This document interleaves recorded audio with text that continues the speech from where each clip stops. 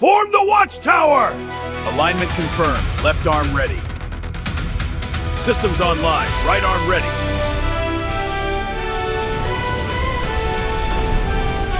Ground unit ready. Locking in. Support systems online. Left leg ready. Let's go! Let's go! Let's go! All right. Good morning, good afternoon, and good evening, wherever you may be. Thank you for joining us. Another episode of Catching Up with Jacob. And Jacob is in South Africa now, so we got to pray for him and what's going on there and all the teachings and tour that he is involved in, as well as Pierre. So while we maintain them in prayer, please maintain us in prayer while we'll continue catching up here. And we have one of our brothers, dear brothers, and welcome back. Elon, how are you this evening there in Israel? Yes, it's been a little bit noisy here the last few days, but lots of alerts. I don't think there's been any serious direct hits on the town, but yeah, we have 4 or 5 a day from the Lebanon, so it's got a little noisier. But yeah, we're okay. And I I'm got to ask slowly, you, my voice I is got to, slowly coming back. It's yeah, still not quite all the way there yet, but I'm feeling much better than I did the evening of my heart attack oh, about nearly two praise the Lord. months ago now. Yeah, So I'm glad I'm you're back, Elon. I'm glad you're yes, back. And so many people pray for you. So many people ask how yes, you're doing. and thank you indeed for everyone who's prayed for me. I really, actually, I have more energy. I'm able to do a bit more than I could before I had the heart attack because I was sensing that I was having difficulties.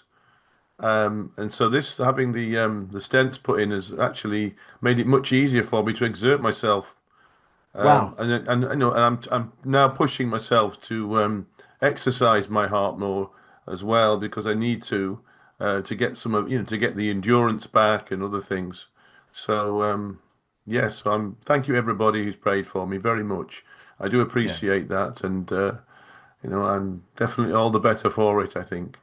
Praise the Lord. Well, I'm glad you're back and I'm glad you're feeling better. And I'm glad that you joined me in the team of recuperation, in the team of Yes, recuperation. So we're back on the yes, it's mend. a it's a major event, isn't it?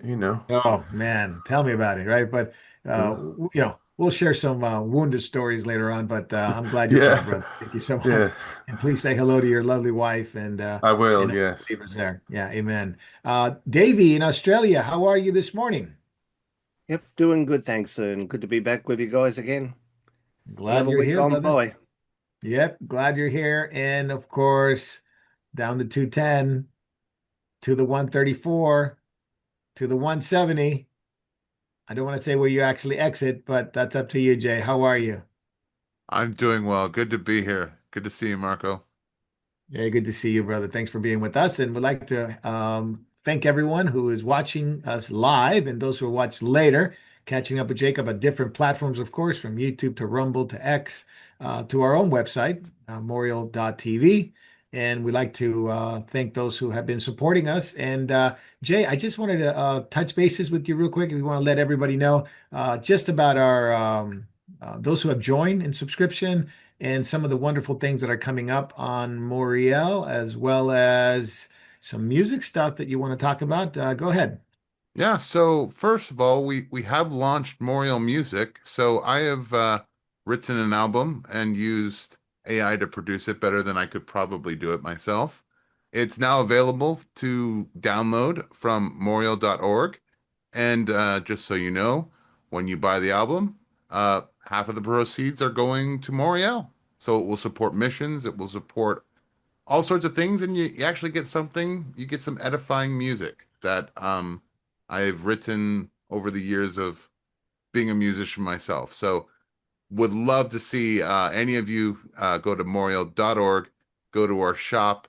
The album is called, I believe, In the Wilderness or Salt and Light. But you'll see it immediately. It's the only music album, but we're planning to have other artists feature their music on there as well. So we're hoping in time to have a nice catalog of Christian music that you can pick up. Back to you, Marco. I wanted to share the screen, and yeah, you're right. They did change a little bit here. Um, I don't know where the Memorial is here. Wanted to share the screen. There it is. Just so people could see it. That's the one, right? That Yes, is there it the is. salt of the earth. Salt of the Earth, A Voice in the Wilderness. James Kitazaki. James, I am going to buy it because I'm Oh, going to put my thank you so much. money where my mouth is because I have personally listened to some of these songs. And that's the ones you shared with me in the past, and I love them. In fact, if it's, I'm not going to say it, but Jay, is my wife's favorite song in that album? Yes, it is. In fact, we Oh played my it in the goodness. pre-show Oh for my the goodness. audience. You actually heard Israel, O Israel, and that is one of the songs featured on that album. Yes. Absolutely. So make that two people are going to buy this album right away because my wife finds out that it's in that song is in that album. She's going to want to get it. So it is absolutely great, and it's the one from Ruth in there, the one that Yes, you wrote when we were in laid at your Fresno. feet is on there. I've Oh my goodness. there's some of my best stuff. Although this next album, which is about to come out, are my favorite hymns to my favorite genres of music, which I think is Oh. going to. Uh, I think a lot of people will enjoy my take on some of the classic hymns. Praise God. And so, my friends, brothers and sisters, sell your shirt and go buy this. Sell your shirt and go buy this and bless people with it. It's lovely music, it's wonderful worship. I love it. I like it. And not because it's Jay, but because it's good. And the second album's gonna come out, Jay, pretty soon, right? It's all I need to do is render it and it'll be Oh, ready to go. I also wanted to mention for people in the UK and the EU, if you wanted to pick up a DVD of this, Why This Time Is Different, on the Moriel UK site, you can pick up a DVD, an actual hard copy, and you can buy a bunch of them, give them to Wow. your friends, and hopefully they'll watch it. amen. And hopefully, Jay, and we and I have been talking about this for a while. We can get other artists to join us in that. And I don't know if Jacob will ever release his favorite music on there, but that might be something to consider, right? Jacob does have two songs, technically speaking, Yeah, that he has done. yeah. So encourage him, What? please. Encourage him. And When Eli, is I think the yours too. I think yours too. You have some songs that I have listened. They're not out yet, but you're also a man of many talents. Yes, who? Elon. You, Oh Eli. right. Oh yes. Oh Yes. yeah. But when are we going to produce all my favorite hymns sung by Arno Fruchtenbaum? When are we putting that one out? That's what I want to know. That would be a separate project, so for sure. So we'll come back to that one. But Jay, also, I wanted to go back to you on the some people have joined the Yes. subscribers, and we haven't even talked about it really much, but we got some things coming up in the works for subscribers, right? Yes, I wanted to mention for those of you that have joined the 50 cents a day club on YouTube, we really thank you. We actually, I kind of want to say you're now part of the producer guild of Moriel because every penny you give us will be used to do not only mini documentaries that we want to do for Moriel TV, but long-term projects like some of our feature length. You're going to be directly responsible for helping us to produce those. So we want to also give you credits if you want them, as far as the end card roll. So thank you so much. And if you are interested, please subscribe to Moriel TV on YouTube. We will be using that money specifically to bring more content, not only members only content on YouTube, mini documentaries, but feature length. So we really want to thank you for partnering with us. It's definitely something that's very needed to keep us being able to do these what I feel are very important projects. Yeah, and there's some good stuff. We'll talk about it another time, but there's some really good stuff about what happened in Romania, what happened to the Armenians, and some good stuff that I believe that the Lord's going to put together. So, Jay, it is time. I wish I had a drum Oh, roll uh-oh. for the third Ahab's Chariot Award. And I'm looking forward to this. Take it away, Jay. All right. The Ahab's Chariot Award this week goes to someone who is compromising, but they're compromising not with a theological person, but a Hmm. artist that has a certain theological perspective on Judas, believe it or not.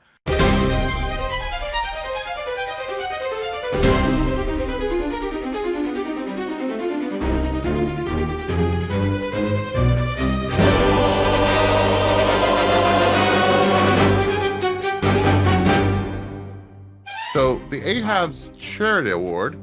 Also, Judas. Judas wasn't some evil guy, but we have free will. Judas was truly chosen as a disciple. He had a great, pure heart. So the Ahab's Charity Award for today, this week, goes to, of course, the prophet, apostle, bishop, Catherine Crick, who is riding the chariot with Lady Gaga, who wrote an entire song about Judas being a good guy, a wonderful rebel guy. So, Catherine, thank you so much for using pop culture to further propagate your career as a failed actress. And I salute you for truly, you are riding in Ahab's chariot this week on Catching Up with Jacob. Yeah, Catherine, you won it. Failed actress, made to be a prophetess or whatever. I can't believe she went to Australia and had enough people show up at her venue, but I guess she did. And she's not too far from us here, Jay. A little bit further from me, but closer to you. Believe it or not, when I was starting with my tent ministry on Sepulveda Boulevard, she started her ministry in, I believe it was in Echo Park or Echo Park, yeah. So it's like I was hearing from people, oh, have you ever been to the ministry in Echo Park? I'm like, no, but I'm here on Sepulveda. Yes, it's amazing how far these people go. They're actually obviously animated by the enemy to come up with this nonsense stuff and still be able to be called in a large sense Christian groups or Christian ministry, right? It's amazing. So, Jay, thank you so much for that. And with all that further ado, let's catch up. Let's deal with the topics at hand. I'm going to start with Andy. Andy, day 21 since the war started. Monday's airstrikes eliminated by Israel. Ali Larijani, which was a terrible, terrible killer, described as one of the most powerful figures in Iran, and General Gholam Soleimani, which was a horrible, horrible paramilitary force who killed a lot of people. And they also killed the intelligence minister, Khatib Ismail Khatib, and those are gone to receive their eternal rewards. Andy, the according to what the IDF says, that there's many more coming. Yes. They're watching, and it seems to be Iran has no answer to what the U.S. and Israel is bringing onto their shores. So let's talk about that for a moment. Go ahead, your take on what happened on Monday and what's going on in the war 21 days in.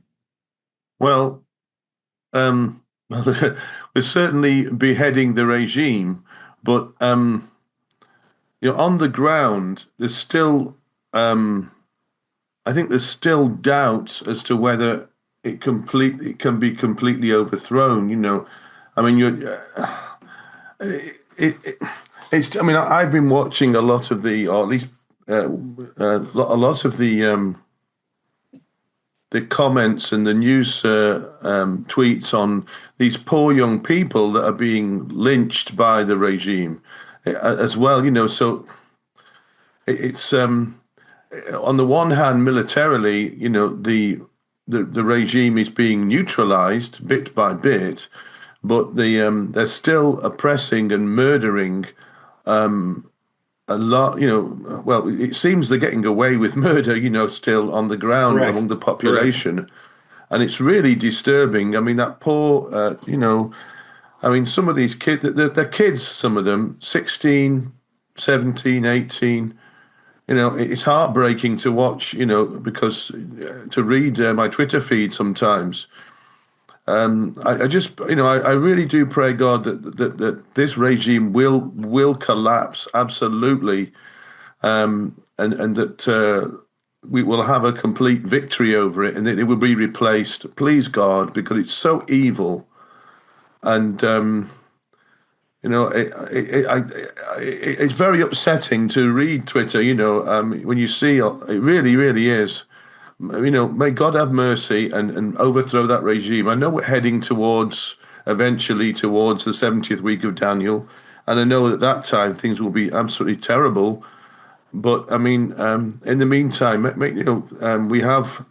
we have a season, I think, where things may not be so bad, and maybe that we can see at least some kind of, even if it's only temporary, stability and in the Middle East, and an opportunity for that will create an opportunity more for the gospel to go forth as well.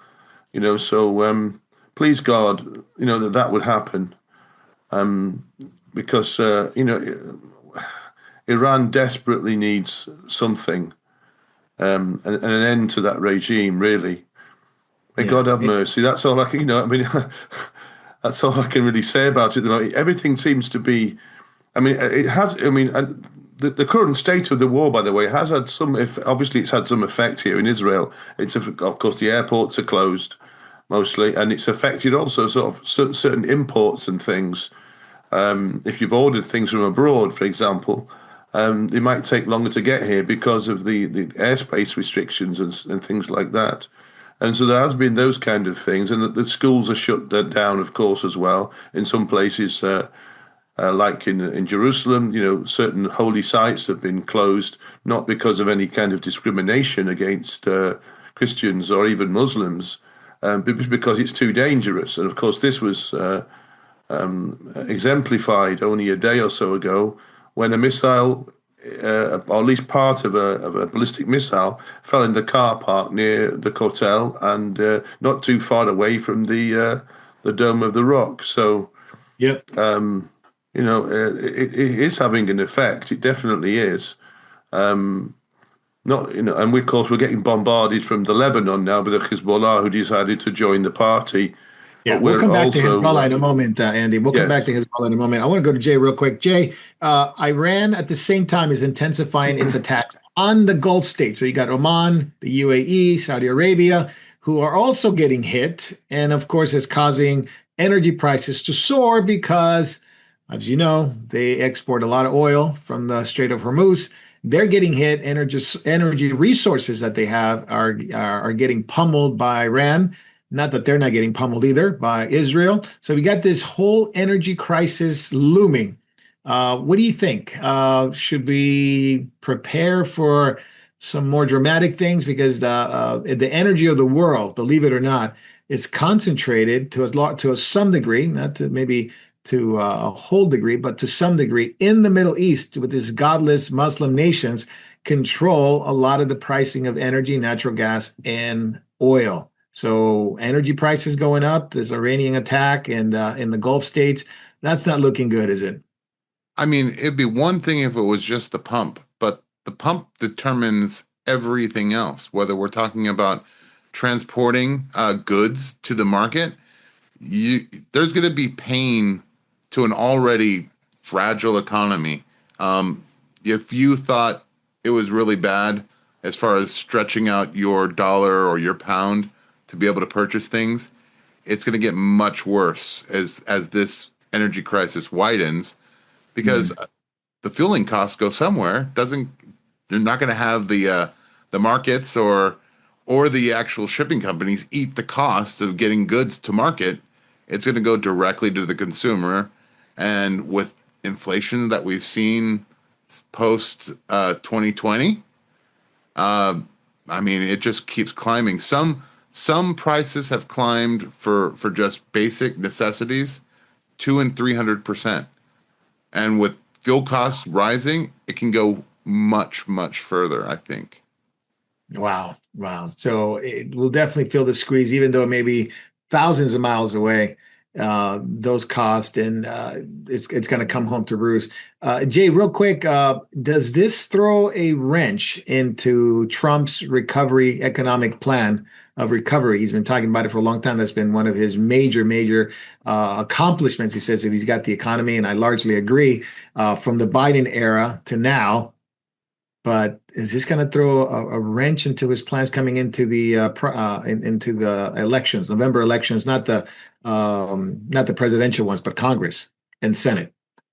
Unfortunately, I think it does. I think it really is going to throw a wrench because, I mean, for a person who can read the writing on the wall, we understand what Trump is doing. He is waging at a certain level an economic war against the BRIC nations. This is really what this is about. I don't think Donald Trump or his administration really, forgive me if I say this, but I don't think they really care about the freedom of Iranians. They really care about the flow of oil, the flow of energy to his, let's call them rivals, his economic rivals.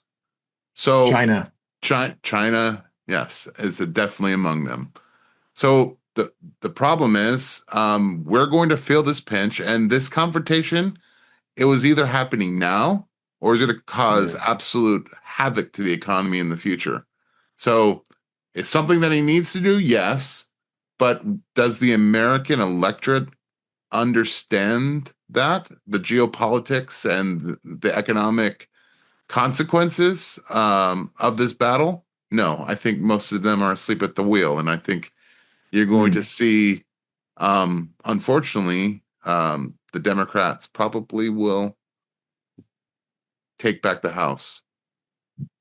Man, unfortunately, you and I have been talking about this, and I agree with you, largely agree with you that we're coming to sort of a weird time where, the Senate and Congress will probably have control, and it will just basically make Trump ineffective in some ways, sort of a lame duck the last 2 years, which is a sad shame because they could have won. The Republicans could have held on to it.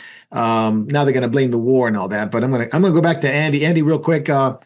The airfields of Qatar were affected, and this was actually blamed now on Israel because Israel did take out the Iranian energy fields, and they went as far south as South Pars gas field, which a lot of gas is there. But if you guys know the map of geography of the Middle East, you have the south part of Iran is connected to the north part of Qatar. They share that field. They share one of the largest oil fields and gas fields in the world. In Qatar, unfortunately, some of their LNG gas facilities were hit. So not only the Iranian side, but the Qatari side. Now everybody's up in arms about it. Qatar's up in arms. Oh my goodness, you hit us. Even Trump came out and said, hey, we don't want to hit that field because the energy prices keeps going up. I don't trust Qatar as far as I can spit. They're definitely a regime that has promoted, of course, terrorism, and they've been in cahoots with Iran. Who knows what they're doing now? But your thoughts on it, that now all of a sudden all the fingers are pointing back to Israel when they took out some of the facilities that Iran depends on a lot for their obviously their regime to continue. My thoughts on that. Yeah. I'm not, apart from the effect it would have on the world economy, I wouldn't be too sorry if the Qatari regime got wiped off the map, because of their promotion of the Muslim Brotherhood and their wickedness, basically. But and what the effect it will have, well, we're getting blamed for everything anyway. Israel, we'll get blamed for everything anyway. But I mean, we're being blamed for leading Trump into this war and all this kind of thing. But I don't know. I mean, what to say really?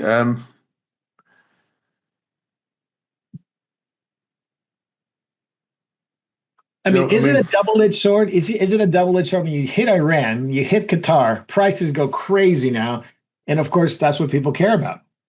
Yes, I mean, The average person cares about the pocket, the pocket change, what's in his pocket, and then goes to the pump or goes to the grocery store, and what he finds is everything's gone up. And then you hear the news. Well, your gas is up, your gasoline's up, your natural gas is up, food is up because why? Well, it's affecting the whole world. but I think that you've got to have a bit of a longer term view of this. Short term pain, yes, but if there is, first of all, if there is a regime change in Iran, please God that happens.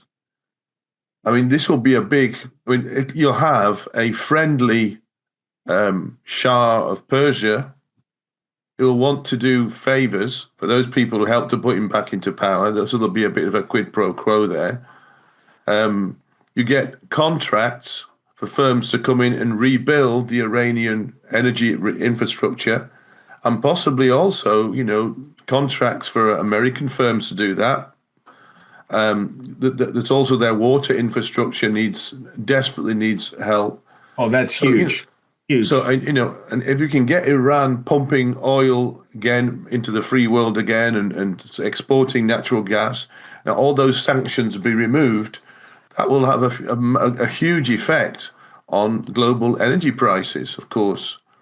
Of course, having a friendly ally who has an energy-rich economy, it would be a massive win. And I think that if if war can be finished, or at least, within the next couple of months, that will give enough time for the effects of that to spill over to, and bring about enough economic change, or the stability would affect your midterm elections, I think. Yeah, for sure. If the war finishes, so I think you can see why Trump's more anxious to get this to disengage, earlier than we are in Israel. We want to see the end of that regime, period, because we can't have it around any longer. Because God forbid that it rises again, and they eventually get nuclear weapons. We can't play whack-a-mole with the Iranian regime. It's got to be finished. Give it a couple of years. It has to be. Yeah, give it a couple of years and they'll be back. I wanted to ask you this. Do the Gulf states see this war as, we're more aligned with Israel, believe it or not, than we are with Iran, because Oman has been hit, the UAE has been hit, Saudis have been hit, Qatar has been hit.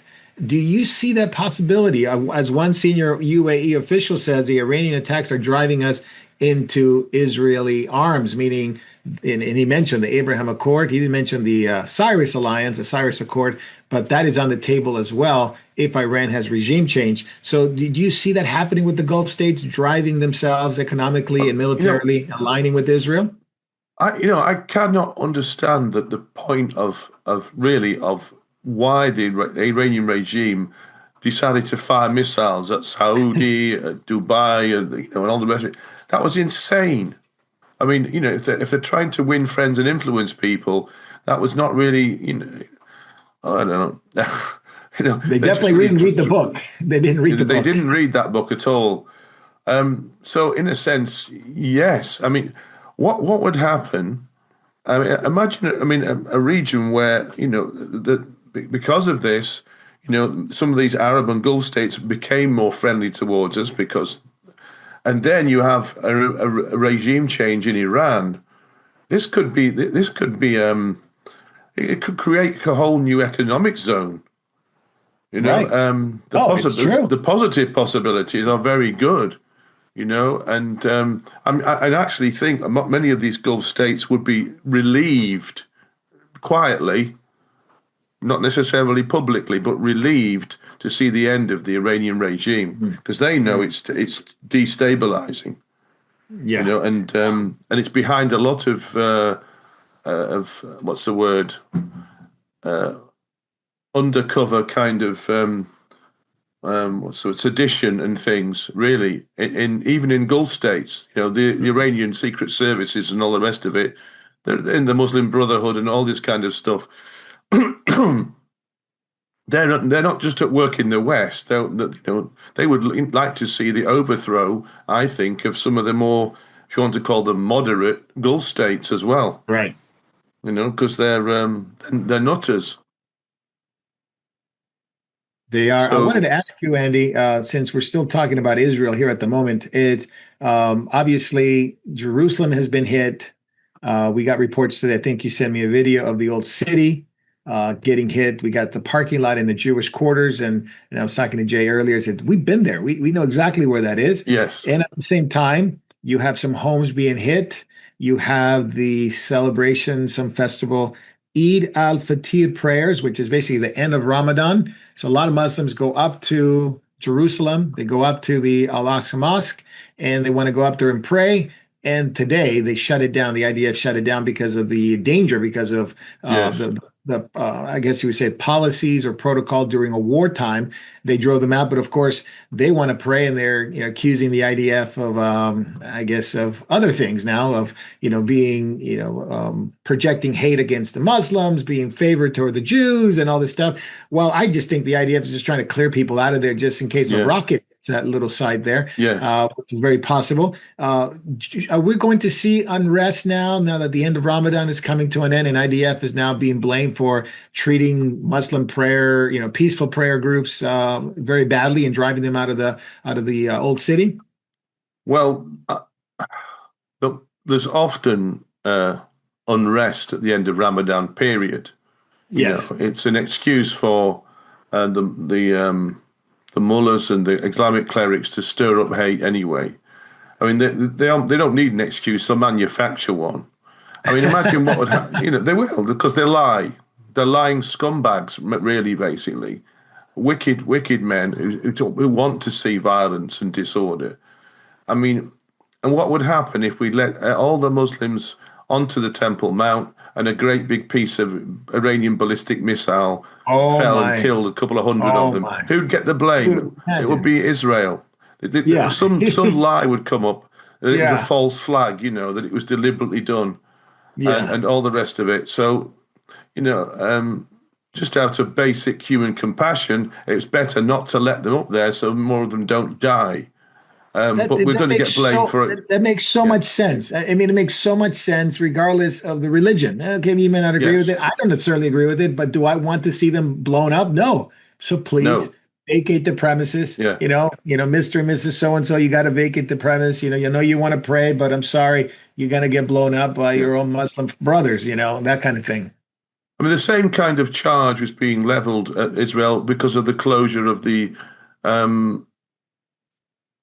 Church of the Holy Sepulchre thing. Yes, correct. There's a great big chunk of a missile fell on the roof of that. And some so-called Christians somewhere were accusing, BB or the Israeli government of just hating Christians. Right. And wanting to see them, when you think, I mean, it's the most stupid thing you could ever think of saying, because Israel is the only place probably in the Middle East where Christianity is actually growing, and there are more Christians than there were, since the state was founded. That's right. It's the only place where Christians have absolutely equal rights, that they're not, they're not being routinely slaughtered. To accuse the Israeli government of hating believers is absolute nonsense. Yeah. But there is religious freedom here, and Muslims are treated equally under the law. Israeli Muslims get a vote, just like anybody else. It's amazing how much they hate the state of Israel that offers them so much freedom. Yeah. Unlike the other states in which the Gulf states or Iran, they don't offer that to anybody. Even Muslims don't get treated. I mean, if you're Shiite or Sunni, and there's a large division between the two of them. So what a mess, isn't it? I wanted to ask you about Hezbollah, because you have, living in the north, you have some kind of experience dealing with Hezbollah in Lebanon, but they have targeted Kuwait. They have targeted, of course, as far south as Beersheba and Natah in Israel. What have you seen up there, Elon, since the war started? Hezbollah has sort of joined in now in trying to create and disrupt more things up there. Well, they've been. I mean, since about a week and a half ago, we got a load more stuff coming over from the Lebanon. We've had, in some cases, some days we've had 8, 9, 10 alerts. Not all of them, of course, have fallen on Nahariya. Some of them are heading towards maybe Haifa or Akko or something like that.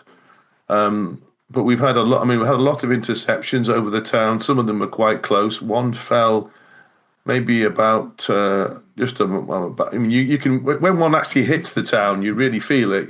Oh my. When an interception misses and one hits the town, one did hit in the north end of the town only a day or two ago. I don't think it killed anybody, but it made a right mess. Set someone's house on fire. I mean, I had a video of it somewhere, but I wish I had sent it in to you now. But these are smaller these are much smaller missiles. They're not the big ones that the Iranians send. But if you're not, if they hit your house and you're not in your safe room, you've got a good chance of being seriously injured or killed, especially if it's an older house where the walls aren't so thick. One of the ones that was built maybe in the 1950s or 60s, the walls are very thin because they were cheap. They were flung up to put immigrants in, and there's still quite a lot of those in Nahria. But it's not funny really. Actually, I mean, we get a little blasé sometimes. You think, oh, not again. Should I bother going into the? And you think. So this is the third or fourth time today. Or just when you're going to bed, you're just lying down, and then you get this little thing that comes up on your phone as well, because you get a pre-alert now, because the system's got much better since even last year. Wow. A pre-alert comes up on your phone. Your phone makes this. There's a broadcast system, an emergency broadcast system that works. You can opt into it on your phone. Is it got about 10 minutes, Elon, to get into a shelter? Is that still the protocol? It depends where the missile is coming from. With the Iranian ones, you had several minutes because the radar, of course, it had a lot farther to go. So the radar on the other side of the country or whatever, or the interception system or the detection system would pick it up a long time before it hit. But with the ones from the Lebanon, usually it'll say that there's you'll hear an alert in a very short time. You head to your safe room, and the time between that broadcast and hearing the siren go is much smaller. And after the siren goes, it's maybe less than 20 seconds before you'll hear something, either an interception or a loud bang if it does, which is loud enough as it is, or it'll be a bigger bang if it hits the town. Yeah, that's amazing. I mean, it's amazing how technology has changed so much and better notifications. I was going to go to Jay. Jay, real quick before we move on, because we got to finish a couple of things. I did want to ask you about what's going on here in the States, because they just recently had Tulsi Gabbard before Congress explaining the situation, what's going on, intelligence. Obviously, she's DNI.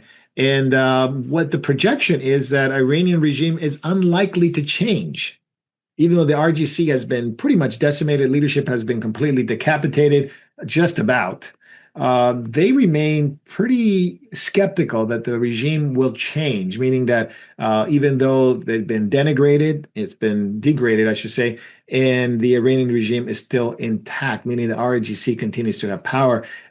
Is this much to do about nothing, or should we pay attention to these reports? Because Israel is saying the same thing. The Israeli reports are saying it's unlikely that you would have a regime change.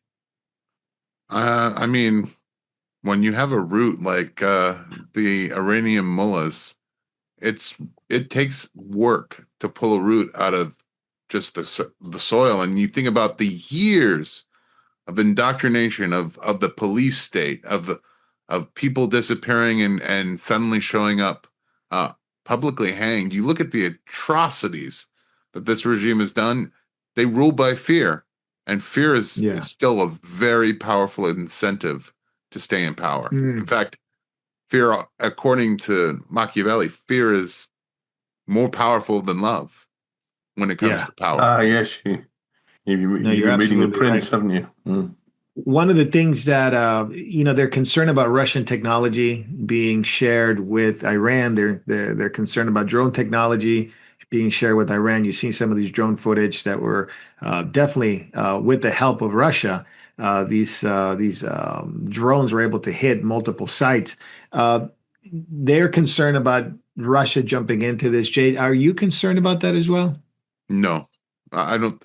I don't think Russia will join in, because I think they're still kind of occupied with their own conflicts, and even if they weren't already occupied with that, I think Russia does not want to fight a war on two fronts. Now, what they're doing now is exactly what Joe Biden was doing with Ukraine. They're getting money, resources, weapons, whatever you need to fight the enemy of my enemy.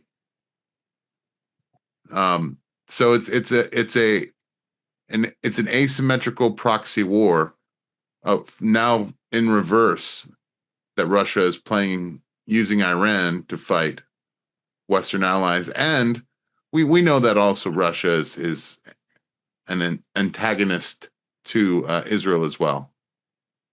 Incredible. I know it's one of those things where I think the U.S. is trying to do something, and I'm going to turn this over to you because you got the next topic. Is CIA, MI6, British intelligence? They're trying to within the country destabilize it to the degree that the regime can fall, and part of that deals with the Kurds. Go ahead. Yeah, so I'm going to present this now. It originally was in a language I don't know, so I had to use AI to translate it. So don't yell and scream. But here we go. It is quite clear that we, owing to its historical name and importance, consistently emphasize the significance of the Kurdistan National Army. This is without any intention on our part, or indeed without us viewing this matter as merely a partisan achievement. Our expectation is not that this joint army will be formed in the very first step, bringing an immediate end to all our challenges. Therefore, we can certainly take the initial step towards this goal, which could involve establishing a joint operations room or a dedicated center for it. Undoubtedly, an army of this kind would certainly possess its own distinctive uniform and its very own unique logo. A special announcement specifically concerning its own matters will become an integral part of its operational activities. With the earnest hope that the crucial steps of the armed forces of Eastern Kurdistan, specifically encompassing the Kurdistan National Army, can be initiated and fully implemented at the earliest possible moment. So what does this mean specifically for us? Well, the Kurds have not had their own country. They've always been a minority with many different borders, whether we're talking about, I believe it's Eastern Turkey, parts of Syria, Iraq, Iran. Yeah, Iran. All of these countries have a minority Kurd, and the Kurds are very, very disliked. And the reason goes all the way back to the Kurds at one time were the ruling class of the Islamic world. Some of the most impressive fighters and leaders came out of the Kurdish the Kurds. So there's always been apprehension in the Muslim world of a Kurdish state. But now we have something very similar that is happening today. Like you mentioned, the CIA, MI6, they're not only giving weapons to the Kurdish minority, but they're training them. And it's very akin to what happened in Afghanistan in the 1980s when they used I believe it was I forgot the name of the ethnic tribe, but they used a Kurdish tribe, I think, there to fight against the Soviets. And this is exactly what I think they're going to try to do with Iran. You're going to have well-armed not Iranian, but they'd be Kurds that are going to probably act as boots on the ground, possibly, maybe for special operations. And what that will what is eventually will happen, I believe, is you're going to see a wider conflict, whether that is Iraq, maybe even Turkey not liking the idea of armed Kurds, which could further destabilize the region. So how how would Iran respond if a Kurdish armed group begins formal coordination across their border? I think their focus would be on that army and annihilating. And then you have to take into consideration, what would the Iranian army do against the Kurdish population in their country at that point? There's about 5 sects of Kurdish people. They're Kurdish, but they have different areas, and there's about 5 of them within Iran. And so you got these coming from the west, this Kurdish army, to liberate their brothers and sisters. I mean, that's the trying to leverage a already tension between Iranians, at least RAGC, and the Kurdish people. Trying to leverage that tension by bringing more Kurdish army into Iran and liberate them. And I think what they wanted to do, Jim, I'm not sure, this is an older report, is create buffer zones. So you sort of create buffer zone, sort of break up Iran, at least Western Iran, into buffer zones where people can actually go and protest without having the threat of the IRGC coming and killing you. That was at least the goal. I'm sure it's changing and it's rapidly changing and evolving as they go, because they see some of the weakness. As long as the U.S. and Israel continues to decimate the RGC leadership and infrastructure, then it's a lot easier for the Kurdish army to come in. But I just hope, Jay, that they don't betray the Kurds again. They've been betrayed by every president. Every president, and I mean every president, and then a lot of countries betray the Kurds. They start off as friends, and they eventually turn against them because they fear them. Right. And some of the most pro-Western people have always been Kurds, as far as in the Islamic world. Right. And they're great fighters, by the way. They are very tenacious in terms of how they approach military, how they approach war. They're very tenacious, great fighters. And that's why I think the MI6 and CIA has always gone to them. But I just, Kurdish people have suffered so much, and that's what they've risen up, and they have this army now, and to protect them, because Syria, the Muslims in Syria, of course, ISIS, of course, Turkey, and Iran, the Shia militia, have always gone against them. Yeah, famously, and exterminated. Iraq, we betrayed the Kurds there. Yeah. It's one after another. So, question to you, Jay, is, do you think any success can come out of this? I mean, it is a good way to leverage some kind of instability to the RIGC, but do you think it'll be successful, barring a betrayal of the American government again? It depends on how it's leveraged and how it's used. It really would have to give them not only the arms, but you would have to have a sustained air campaign to make sure that no one could retaliate against them. It also begs the question, how much movement are we going to see as far as Kurds leaving these other countries where they're minorities and going to form a real stabilized region? Yeah. Will they ever get a state? I mean, Israel, the Kurds, they're very similar in terms of that. Like, they wanted a state. They've been wanting a state. And forever. Obviously, God's plan was Israel to become a state. Do you think Kurds will get a state at some point?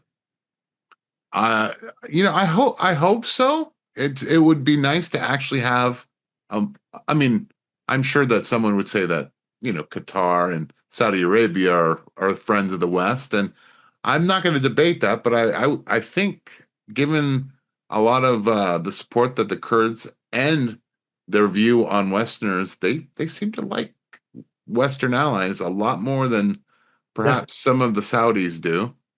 Yeah. I wanted to ask you, and thank you for that, Jake, because that's something that we need to keep an eye on, in the Kurdish army, and in terms of what they will do and how they will leverage that, in terms of Israel and the U.S., how they would leverage that to destabilize the RGC. But I wanted to ask you, and Davey, and Elon, of course, anyone can answer. What are the 3 likely scenarios that you're going to see for Iran? Is it going to be a regime change completely, when you have maybe Reza Pahlavi coming back, or some kind of government like that? That's one. 2 is you're going to have a weaker IRGC that will be repackaged and rebranded, sort of what happened with the Soviet Union, and they became Russia, which is basically the KGB wrapped up in a new cellophane, that kind of thing? Or are you going to have no regime change and the RIGC and the Ayatollahs will continue and they'll remain in power? And in a couple of years, you just be dealing with a nuclear Iran again and have to go through the same thing. So, what are the most likely scenarios in your thoughts? And anyone can answer one at a time. I think option C, that the regime remains in place and gets a chance to build a nuclear weapon, is off the table. I think.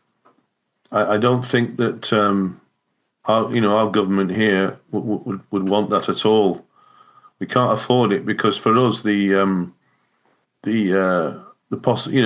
basically for Israel, the idea of the Iranian regime ever getting a nuclear weapon, it's completely existential, because they only have to get one of those. So, I mean, though our anti-missile system is very good, it's not hermetic, as one IDF spokesman put it.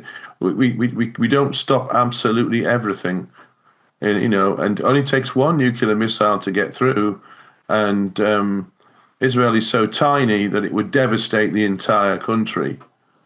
So that one is, option C is unacceptable to Israel, absolutely, and in fact, actually, when you think about it.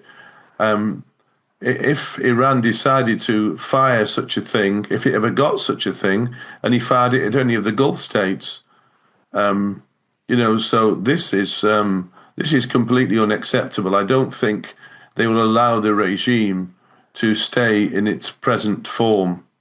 It's either got to be so reduced that it can't do anything, and be quietly eliminated in the years that follow, or it's got to be a complete regime change. I don't think there's any other acceptable option now. Yeah. What do you think, Jay?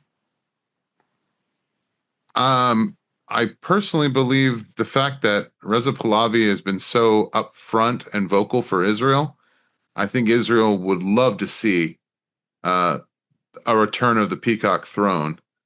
And if I'm going to speculate, just from, I'd say that is a kind of a shoo-in. Maybe he's already claiming to be the interim leader of the government.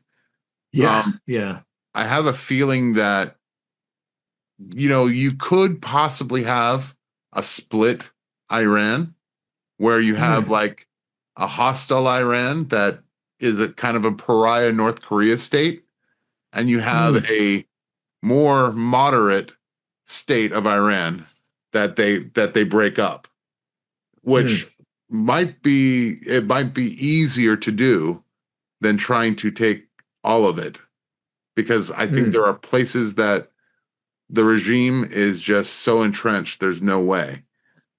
Yeah. Let me ask you something, not as a means of a pushback, but just your thoughts on this. Reza Pahlavi, of course, represents the old kingdom, the Persian king, going back to the peacock throne of Cyrus, and obviously his father, his predecessor. They were rough on minority groups, and Iran, of course, is made up of more than just Persians. There's Kurds, there's different kinds of minority groups that are there, and Azerbaijanians, they're there. Do you think that hurts the Reza Pahlavi coming in and representing that old kingdom with all the repression that they had? Or does he have to just sort of rebrand and say, like, look, it was what it was, but we're not trying to do that. We're not trying to exert Persian rule over the minority groups. If he's a politician worth his salt, he will rebrand. He'll come from the idea of, I am an Iranian refugee. I've been a minority all my life. I've lived as a minority inside of the United States, and now I am coming back. So I think he could use his lived life as a means to saying, of course I care about the minorities. I understand their plight, and don't judge me. But it's the famous thing that I've heard a pastor say: don't judge us by what other Christians have done to you. Judge us by what I do to you. If if he could somehow take that tact, he might be able to erase some of the wrongdoings of the old regime. But, Very good. But then David, again, what do you think? Yeah, go ahead. I was about to say that then we have to also talk about what happens after he's gone. No, there are no heirs after him, as far as I know. No, he doesn't. That's a good point. Davey, what do you think? Well, of the three options that you mentioned, I would probably tend to think it'll go the way of the second option. Only because I've got Daniel 10 in the back of my mind. I also think of what happened with Gaza, and they're setting up the board of peace there in Gaza, and Hamas is still an entity. Yeah. So I don't think the IRGC will be completely done away with. I think it may be, what do you call it? Put in a weakened state, basically have no political power, but I don't think it'll be completely eliminated because, but yeah, look, I guess time will tell, and it's kind of like, kind of, it's hard when you get into the speculation, but yeah, whatever the case, look, I don't think the regime will be as radical. I really do think this will achieve certain goals, but it may only be for the short term because, we know what Daniel 10 says. We know there's still going to be trouble later. Yeah, it seems that Iran will have some kind of power and control, but we don't know to what extent, whether they're like a repackaged Soviet Union or they're just going to remain in control. But you're absolutely right, Davey. That is something that needs to be at the forefront of any consideration as Daniel 10. There's a difference, though, between the Iranian situation and that in Gaza. In Gaza, you had at least 80% of the population who are in favor of Hamas. Where the Iranian regime is largely hated. The Iranian people hate the regime. They can't stand it. So this is I think. But I mean, I'm speculating here, but I suspect once they bomb the living daylights out of the IRGC facilities and done their best to cripple it, I think what would probably happen after that is we start supplying the Iranian population who are rising up against that with munitions so they can finish the job on the ground. Because I don't think you'll find we want to put Israeli soldiers into that situation, and I don't think the US wants to put US Marines in there either. But if supplying weapons and arms for people to finish the job that we've started, I think would be the next step, really. Yeah, and of course you've got the Kurds as well. Maybe they want to, that's what I think would happen. And that's what, if I was in government and I was, either in the US or Israel, this is the kind of thing probably I'd be looking at, because we don't want to get involved directly on the ground because we don't want any more casualties out there. We've got enough on our plate already. So what you do is you feed munitions in there to finish off the job. Yeah, well, let's face it, you're going to lose a few Congress members, aren't you? Anyway, Omar's going to go, isn't she? Nobody wants her, do they? And that other clown, what's she called, Rashida Tlaib or whatever. Yeah. Please God, they get rid of them, deport them, strip them of their assets and get rid of them. Send them home with the money that they came with. They have a lot of assets now, surprisingly. How they got, out of a congresswoman's job, they are millionaires now. Jay, before we finish, obviously for all of us, but I'm going to direct it to you, Jay. Just your thoughts on how much conspiracy theories have developed from this war. I mean, you're talking about Bibi's dead and AI went crazy over the last few weeks, over this past week.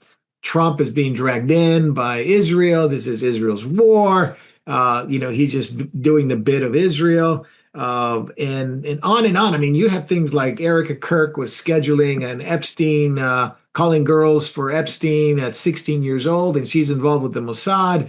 You have Charlie Kirk was killed by Israel. Charlie Kirk is still alive. I mean, you have the Real Housewives of Podcastistan, I guess that's what they call it.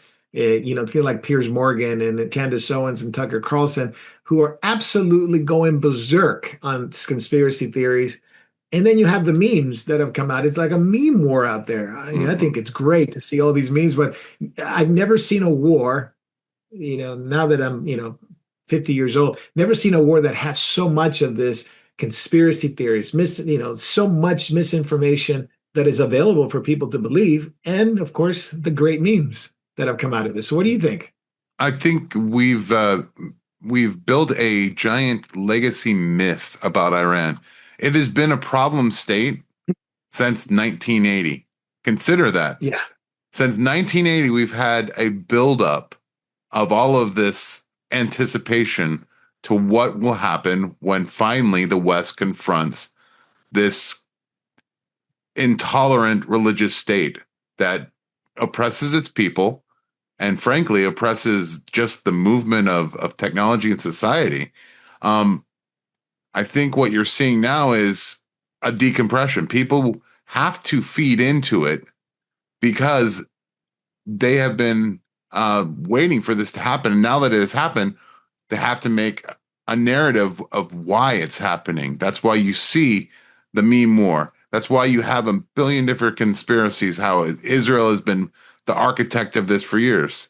No, the truth is the US propping them up and paying them billions of dollars. And now a different party is actually in that doesn't want to continue to appease them. And it's confronting them. And it's definitely not on Israel's behalf. Again, that is a very shallow way to look. Does the U.S. do Israel's bidding? No. Does the U.S. want to bludgeon their rivals by taking out one of their allies? Yes. Yeah. How come nobody talks about how evil the Iranian regime really is and how many thousands of people they killed, including Americans? They killed a lot of Americans for 47 years. And yet it's almost like, forget that. They're a kind, gentler society. They're the oppressors. I know what Dave Smith said. Dave Smith from the Libertarian Party. He's head of the Libertarian Party. He was going to run for president, but because of, I guess, because he has security issues and family issues, he didn't run. And they elected some crazy person. But the Libertarian movement, it is absolutely gone insane with this, with the war. Now he's saying, the reason why they're so brutal is because we are so brutal and we kill their kids. Yes. That's why they're fighting. Now, I mean, if you go onto YouTube, this is one of the bad things about YouTube. You have a million video bloggers that have gone to Iran basically to give this idealized, oh, look how modern and how tolerant and how everybody is just, it's a peaceful place. There's hundreds and hundreds and hundreds of videos of people basically showing how great it is to travel to Iran. But that's well-produced propaganda. It sells is even sadder. It gets hits, it gets clicks because everything that regular people talk about in Iran, it's the truth is, if you step out of line, if you are part of the LGBTQ, you're gone, you're done. And these are the things they don't. It's all right that they're intolerant because they're over there. But this is the thing, if we say anything similar, man, we'd have a crowd of people ready to lynch us. But when it comes time for people that oppress their women, that you look at pictures of women in bikinis in the 60s and the 70s in Iran, and then you look at today, it's shocking. Women are being beaten and killed because they won't wear their head coverings. This has been going on for the past couple of years. Yeah. No problem. It's interesting, Jay, that we even have people in our chats, and we love them. We love our enemies, and we love people that criticize them, criticize us, or for whatever reason, they just feel like they have to. But they would criticize us more for the attack on Tucker Carlson, but they would never, ever, ever criticize Islam or Iran or what they've done to the Christians in Iran. Or what they've subjugated women, subjugated Christians, putting them in prison. This has gone on for a long time. So I just wonder why the the blinders on one side and total foment and hate on the other side, and that's conspiracy theories at I guess you could say at the very forefront of this, because people believe it. People believe it. It's called Davey, go ahead. Itching ears. Yeah. Well, when it comes to war, a lot of people sort of think of, the physical stuff, they think of, that's what a lot of people think of when it comes to warfare. But just remember, there's always been an information warfare. Whenever there's war, there's always an information warfare. Jay mentioned before propaganda. It's kind of like, in our day and age, look, there's always been fifth column movements. There's always been propaganda agents. But in our day of social media, with the net and with the erosion of patriotism, this kind of stuff spreads like wildfire.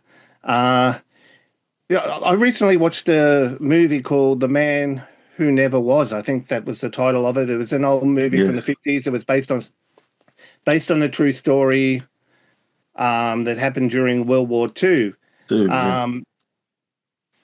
It shows you the power of information, misinformation, and that kind of thing. We're seeing it on steroids today. Now, the likes of Tucker Carlson, Candace Owens, and all the rest of it, it's kind of like they're the new fifth column movement, basically. They're there to undermine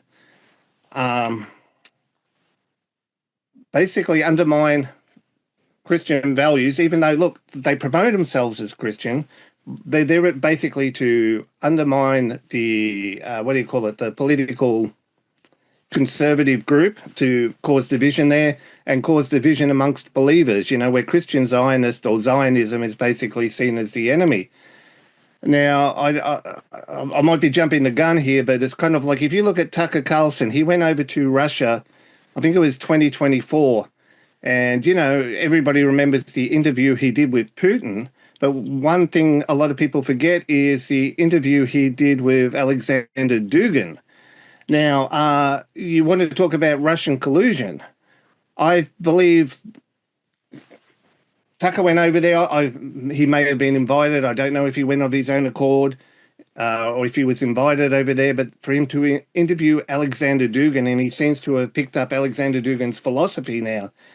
And now he's back in the West, in the US, and he's spreading this. He was seen as conservative and, far right in America. Alexander Dugin's considered far right in Russia, but he's Marxist to the core. And not only that, he's a disciple of Satanist Aleister Crowley. Yeah, so, and we're going to get to that in a moment, Davey. You brought it up. Yeah, we're going to get to that. We have a whole section on Dugin and the influence that he has on so-called conservatives. Let's put it that way. Yeah. So, look, my advice to everyone is check everything you hear, everything you see, whether it be on any social media platform, whether it be the news, because there is so much misinformation out there, and there's never been so much talk about wanting to control the narrative nowadays. So there is an information war, and I think a lot of people forget that.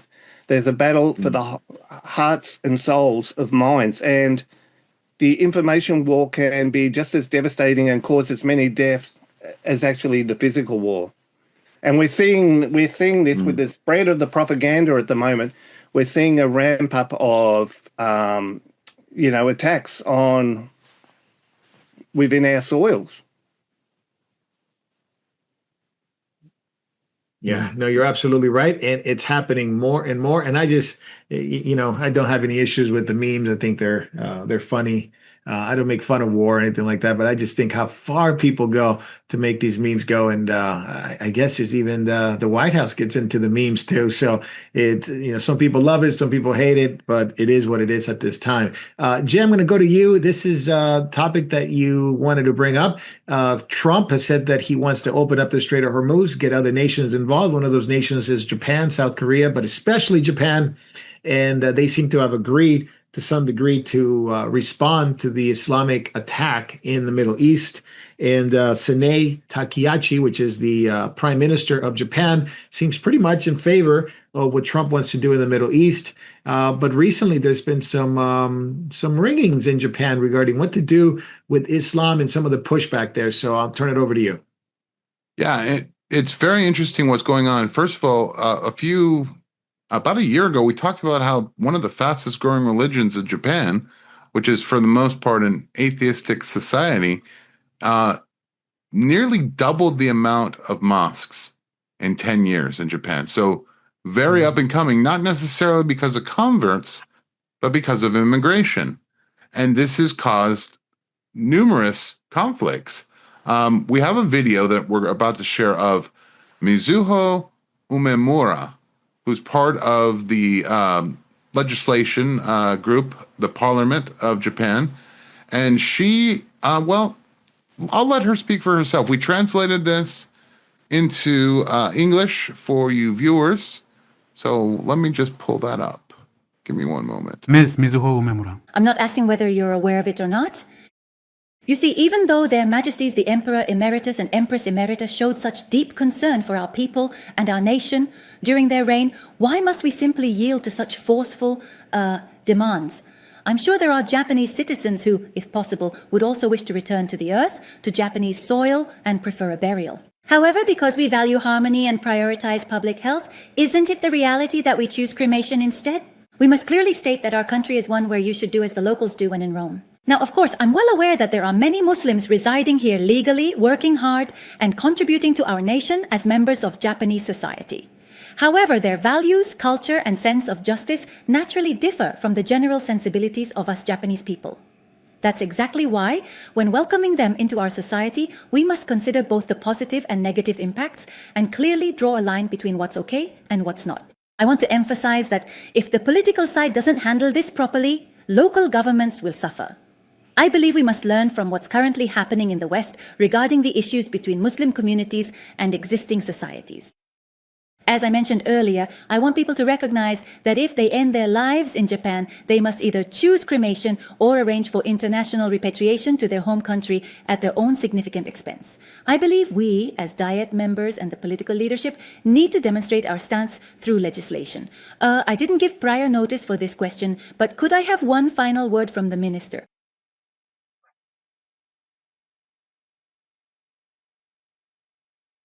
Minister of Health, Labor and Welfare, Takemi. Yes. Well, speaking from the position of overseeing the law, as I've been saying, this is categorized as a local administrative matter. Therefore, I believe each local government should consider it while taking their specific regional circumstances into account. Ms. Mizuho Umemura. We don't need any more burial grounds than we already have. Pretty bold woman there. Yeah. As Japan has always been a place of cremation. It's always been you might have a gravestone marker, but Japan has such small amount of land. It's always been a give and take. A lot of graves are sometimes taken away, and new projects eventually come up. Now, with Islam growing in Japan as it has been, they've been asking for the ability to build more cemeteries for them to be in Japan. Now, we know exactly what happens when there are Muslim cemeteries.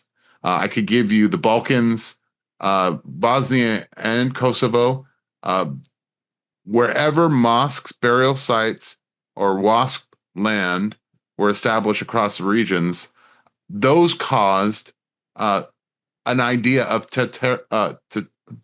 territorial sensitivity and identity, and they always wanted to claim the land in continuity. This is Islamic land, and that always has caused real big problems. I guess the easiest one example I would give you is we know that in Jerusalem, not only did the Sultan wall up the Eastern Gate, but he put an Islamic graveyard all throughout the valley so that if the Messiah ever did return, he couldn't step over the graves of unbelievers. So it's always been used as a way to plant a flag down and say, this is our land. And I think Japan is aware of this. In fact, one of the quotes I would bring from Miss Umemura is that she already understands the conflict of the Western countries with Islam. I think Japan is very, very aware, being somewhat xenophobic. I hate to say it that way, but yes.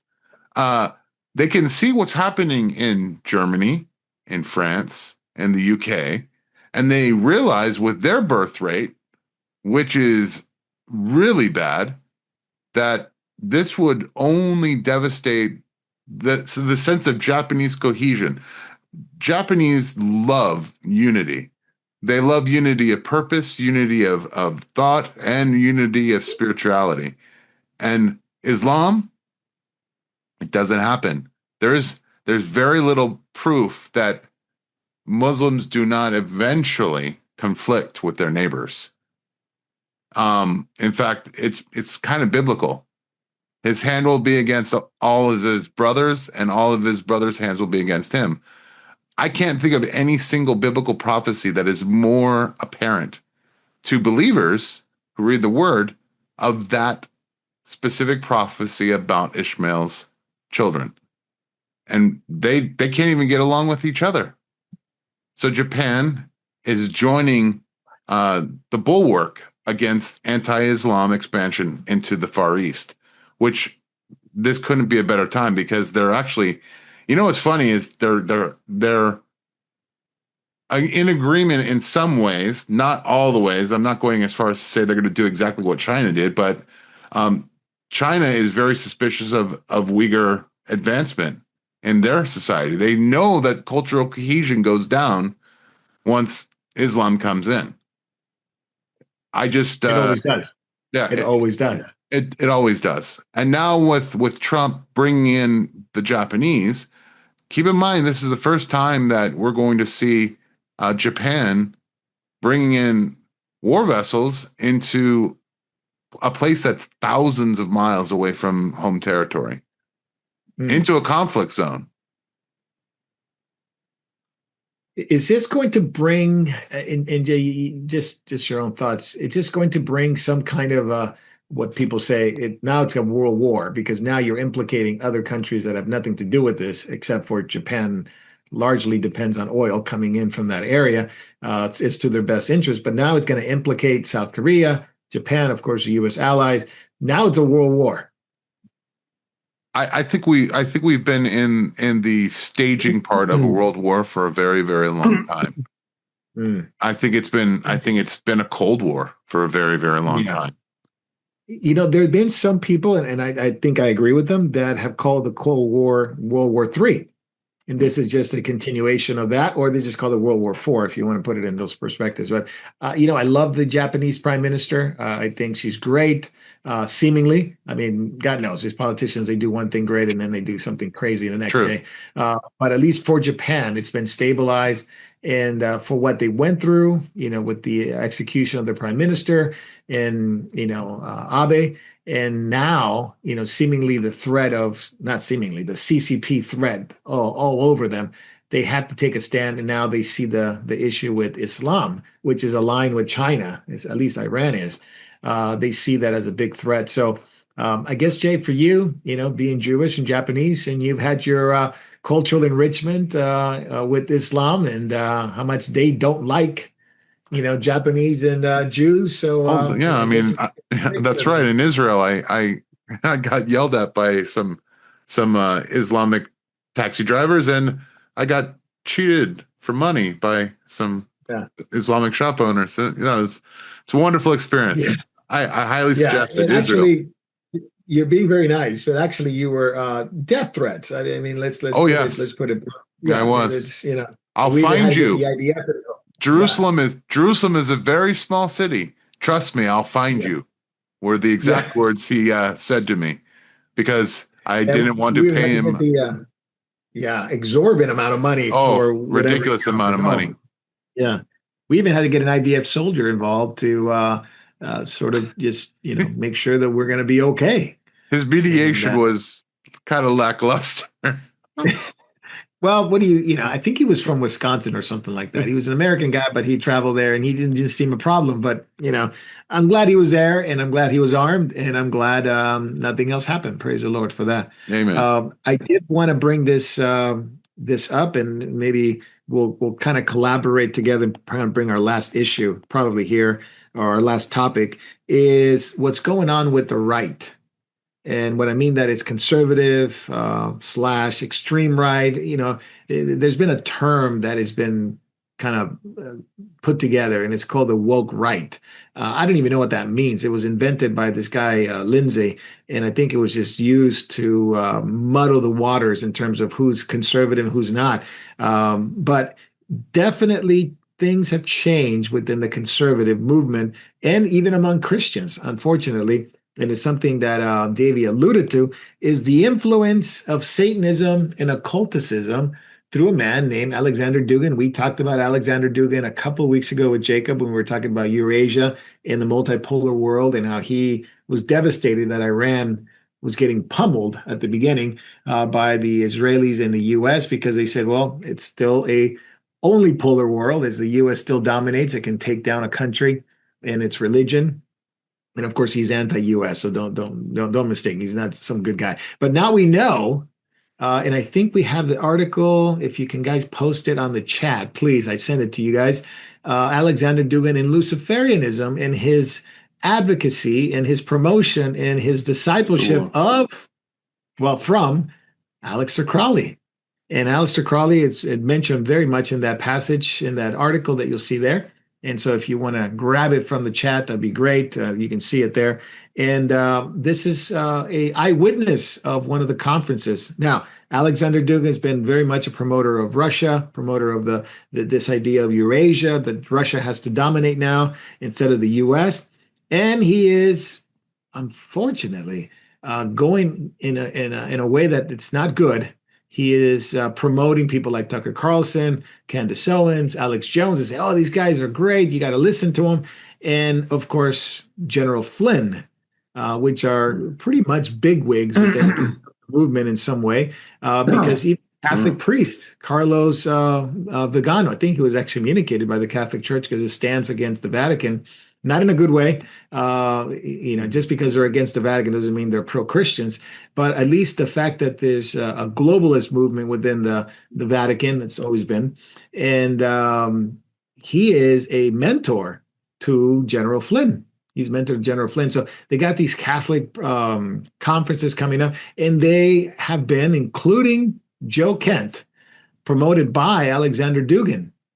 Yeah, no doubt. I mean, there is some really, really spider webs here that we can connect the dots, that people are being manipulated. We'll start with Andy here real quick. Andy, Alexander Dugin, definitely no good.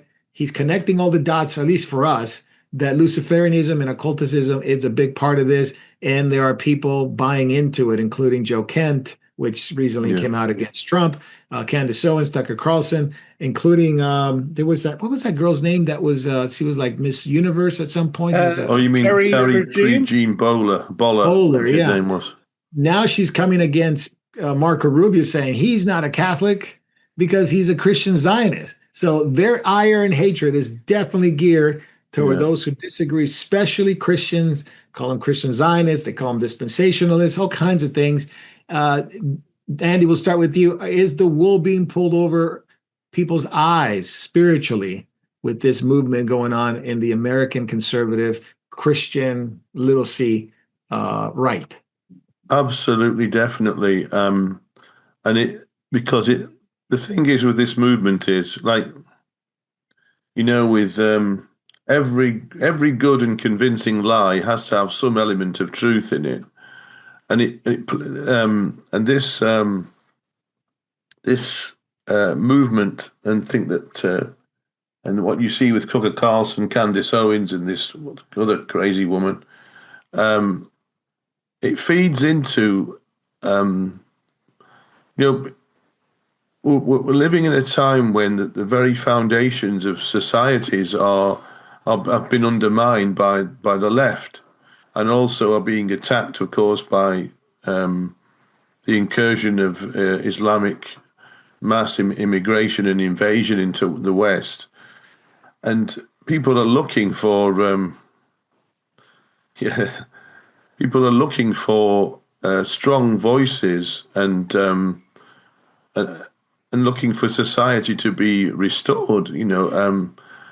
So things that appear to have those main traits. It's like the whole idea of post-millennialism and Christian nationalism, so called. I mean, we want society to reflect. I mean, the most sane people want society to reflect godly-ish kind of values, but to some extent, the Tucker Carlsons and the Candace Owens, with their Christ is King kind of this kind of thing coming out, it appears on the surface to have something that appeals to people who are frightened and maybe even a bit desperate and unsure. But underneath it all, there is something very, very dark. And of course, this is where the connection of Dugin and his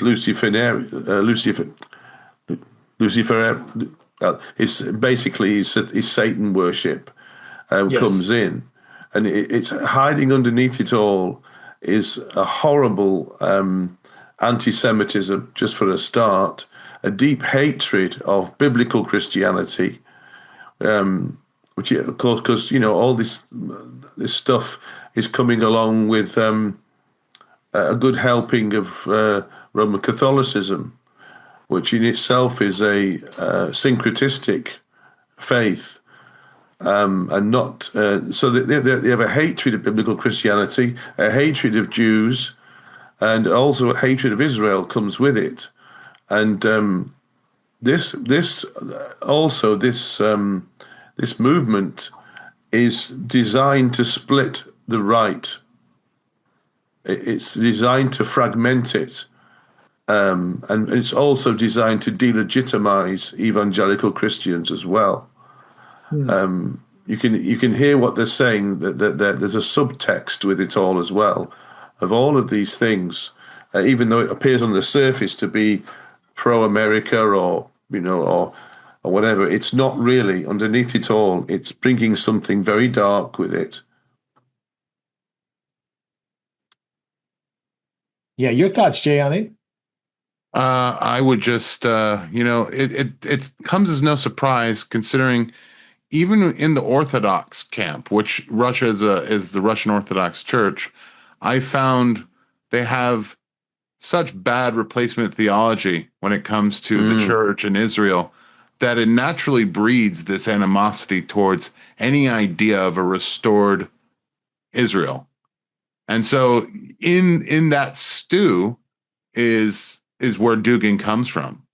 So it not only is it a Catholic thing, I mean, and to be honest, it's a Catholic thing in the sense that not mainline Catholicism, but a very specific branch of Catholicism. When we talk about Catholics, it's not like one monolithic religion. There are many camps within the Catholic religion. Some probably are not so hostile to Israel, but many are. It's because of their theology of the replacement of the church in favor of now they are the children of Abraham, not any Jew. Davey, go back to you. You started talking about Dugin and stuff like that, and we're going to pick it up here. And this is bleeding into and overlapping into the Christian society. Christians that would normally agree on a lot of things, including eschatology and end times, now seem to be so fractured because they've taken political alliances, conspiracy theories, and all kinds of different ideas and brought it into their faith and mixed it all up that now it's almost unrecognizable. Yeah. Well, if I were the enemy and I wanted to undermine the West, I would want to infiltrate. And I really think that's what's happening here. It's kind of like, I I find it interesting. You mentioned, what was the guy's name there before? His name escapes me. That you mentioned, who's in the Catholic camp? General Flint? Kent? Kent? Was it Joe Kent. Joe Kent. Joe Kent. Joe Kent. Okay. It's interesting. You got Joe Kent. He's kind of like the plant in the Catholic camp. You got Tucker Carlson, and you got Candace Owen, of course, in the Catholic camp too. You've also got Tucker Carlson, who's, in the Protestant camp, and his friendship with people like Douglas Wilson, and they're having a big influence over those who are already leaning towards replacement theology and all the rest of it. So there's this infiltration. I think Tucker, he struck up his friendship with Dugan when they were there because they both saw themselves as, having the same values. They were both considered themselves far right, even though their definitions were both far right. I think even Carlson considered Dugan Christian, but, on face value. But it's kind of like, this is where the definition of Christian kind of differs from, what we would consider Christian. So this is, I really do find this more concerning than actually the, like the war that's actually going on there, because this is done behind you, darling. Yeah, this is done by stealth. A lot of people are buying into this. I know. Look, it's even affecting a lot of our viewers. They'll see a post on X or, on social media, and this is where everyone's got to be. We've all got to be so careful with what we see and hear out there, because there is the media has become such a sewer of lies, misinformation, and deception. People need to begin with the word. People need to know what the word says about Israel, what the word says about Christ, who he is, what he's done for us, and what he expects of us. Nowadays, it's kind of like we've moved so far away from the word of God that people are easily open to deception, and they'll buy into all this stuff, which they are. It is really sad and disheartening to see, and it's kind of like, you'll know them by their fruit. You'll know them by their fruit, and we're seeing the fruit of a lot of those who are buying into this, and it's actually really kind of leaving an incredibly bad taste, in a person's mouth.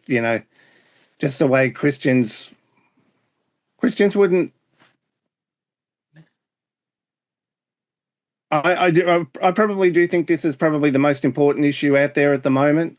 My prayer is that people will look at this closely, examine everything thoroughly, dig into the Word of God, and find out what the Word says, and don't just listen to, your favorite Bible teachers or anything like that. The church is in such a disarray, and this is going to further split it. I really do think this is an attempt to undermine basically the current US administration for sure. This is going to split the right. You were absolutely right, Elon. It's going to further split the body of Christ. And I keep thinking of something Jacob said years and years and years ago, a quote of his where he said there were going to be three issues that were going to cause division in the last days. One being, the believer's stance on Israel, believing in God's prophetic plans and purposes for Israel. The second being the timing of the rapture, and the third being the whole LGBT kind of stuff. And what Jacob said is actually coming to pass, but I have never seen such anti-Semitism within the body of Christ in my whole life as I have seen in the last 3 weeks. It's just kind of like exploded. So we need to know what the Bible says. We need to keep everyone in prayer. Those who are buying into this, we need to wisely share the truth with them when and where possible. and we're to do it in a spirit of gentleness, because at the moment they're acting really quite hostile and aggressive, and not in a spirit of Christ-likeness at all. And I think that's showing the fruit of what they're believing. But this is very concerning. It is very concerning. Yeah, no doubt, Davey, that we hit a moment in church history that it seems, everything's unstable, especially in America, but in other places too. The war and rumors of war, we got apostasy, and we got infiltration of people that normally wouldn't go this way. But man, you see the amount of the powerfulness of media and conspiracy theories and informations and lies and deception, unlike anything before. I'm going to go back to Andy. Andy, real quick, is this the case where doctrine and eschatology matter, where you see people that have an understanding of Israel and the prophetic plan, that they understand God's purpose for the church and for Israel, more and more supporting the Jewish people, when you see people that have at least an unstable view, let alone a radical anti— Yes, you can, darling. A post-millennial or kingdom now or amillennial view, were now being turned over to an anti-Semitic view. Not all of them. I'm not broad brushing everybody, but seemingly quite a bit of that of those in that camp are turning anti-Semitic. Yeah, I would absolutely agree with you there, Marco. Yeah, I think that is the case. I mean, eschatology is not a secondary issue. All doctrine is important, I think, and because sooner or later, if you've got something really, really wrong, it will have consequences down the line. And we've often talked about the whole pre-trib thing, about that will have consequences for people, possibly eternal consequences in the 70th week of Daniel when the persecution starts. But even before then, embracing false doctrines like amillennialism, postmillennialism, and think can have destructive effects. And of course, once you embrace one falsehood, it can leave you open to another. Because everything is connected to some extent. So you can see that people that embrace a supersessionist view, that they don't. I'm not saying they automatically become anti-Semitic, but it does automatically predispose you, I think, to accepting something where you start despising Jewish people and despising Israel, and it opens you up to that very error that Paul talked of in Romans 11. Boasting against the branches that were cut off. Yes. And yes. I really think it can have very serious consequences. You can see some of the hate actually coming out. Against dispensationalists, for example, that's coming out of the amillennial camp. Some of it is really, really vicious. Yeah, they're literally blaming them for the war. Like this. Yes, of course. Tucker Carlson is one of those that does this as well. I mean, he's particularly. I have no problem in labeling him as a vicious anti-Semite, and he particularly also saves a lot of his venom for dispensationalists, and of course Christian Zionists. He hates our guts. Yeah, and you see like Candace Owens attacking Calvary Chapel because of their view of Israel and their biblical stance on supporting the Jewish people and the dispensationalism that a lot of them espouse. She went after them on a national syndicated show, saying, as a whole, Calvary Chapels. Yes. So, those evangelicals who embrace, a love for Israel and a biblical view of Israel will become, I think will become unpopular if the views of people like Tucker Carlson and Candace Owens and Pre-Jean, whatever her name is, if those kind of views take a hold, really. And you could see, Andy, how the enemy is so shrewd, right? It uses people in so many ways. he first lifts these people up to notoriety and fame and having some kind of points that may be valid. And then once they get that popularity and they become established, household names in the conservative movement, then they flip, then they change and introduce now this poison into a movement that they have been accepted. Like Tucker Carlson was very much accepted by a lot of Christians. A lot of Christians watch him. A lot of Christians agree with them. I even agree with them on some of the things that happened earlier on. Like in the 2020s and 2021s and 2022. I was like, he's saying the right things, and then it flipped. And there was always some kind of weirdness with Tucker because of his past, but he had been on CNN. He was kind of liberal, but anyway. Yeah, that's what's going on. I want to finish the episode. Oh, you got a point. Oh, one thing too, it's kind of like, I know they're kind of using the anti-war thing too, it's kind of like, so you are kind of sort of seeing thing, Trump's led us into war, he promised not to do that kind of thing, all going along with this, and so, that they... Tucker and likes, they're being painted as, the ones who want peace and, the more peaceful ones and all the rest of it.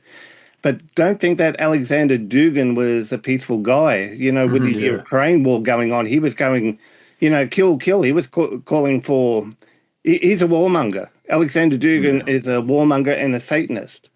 So they're just putting on a face that they want. Yeah. Oh, for sure. Yeah, this is just an absolute cover-up of what they want to do. I want to show this last subject here. And it's got it right here. And I want to talk about Paul Ehrlich. Paul Ehrlich, the depopulation guy. He died at 93 this week. One of the most evil men in history. One of the most evil men in history is Paul Ehrlich, and he's dead. And you can see here some of the articles that were written about him. But he wrote this book, Population Bomb, back in 1968. He was wrong about everything, guys. And he never apologized for the lives of his prophecies that he wrecked. He predicted millions of people will die of starvation as a result of overpopulation. And unlimited resources, like we don't have unlimited resources. India, the Middle East is going to die. Millions of people are going to die in Asia.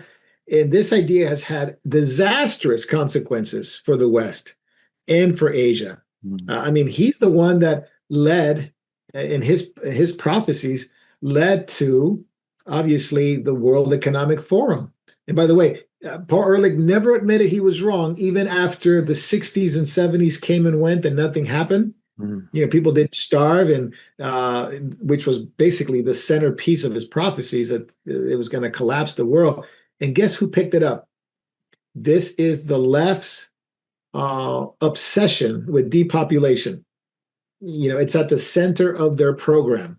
You have like the World Economic Forum, which is huge on it. Klaus Schwab talks about it all the time, or like Dennis Meadows.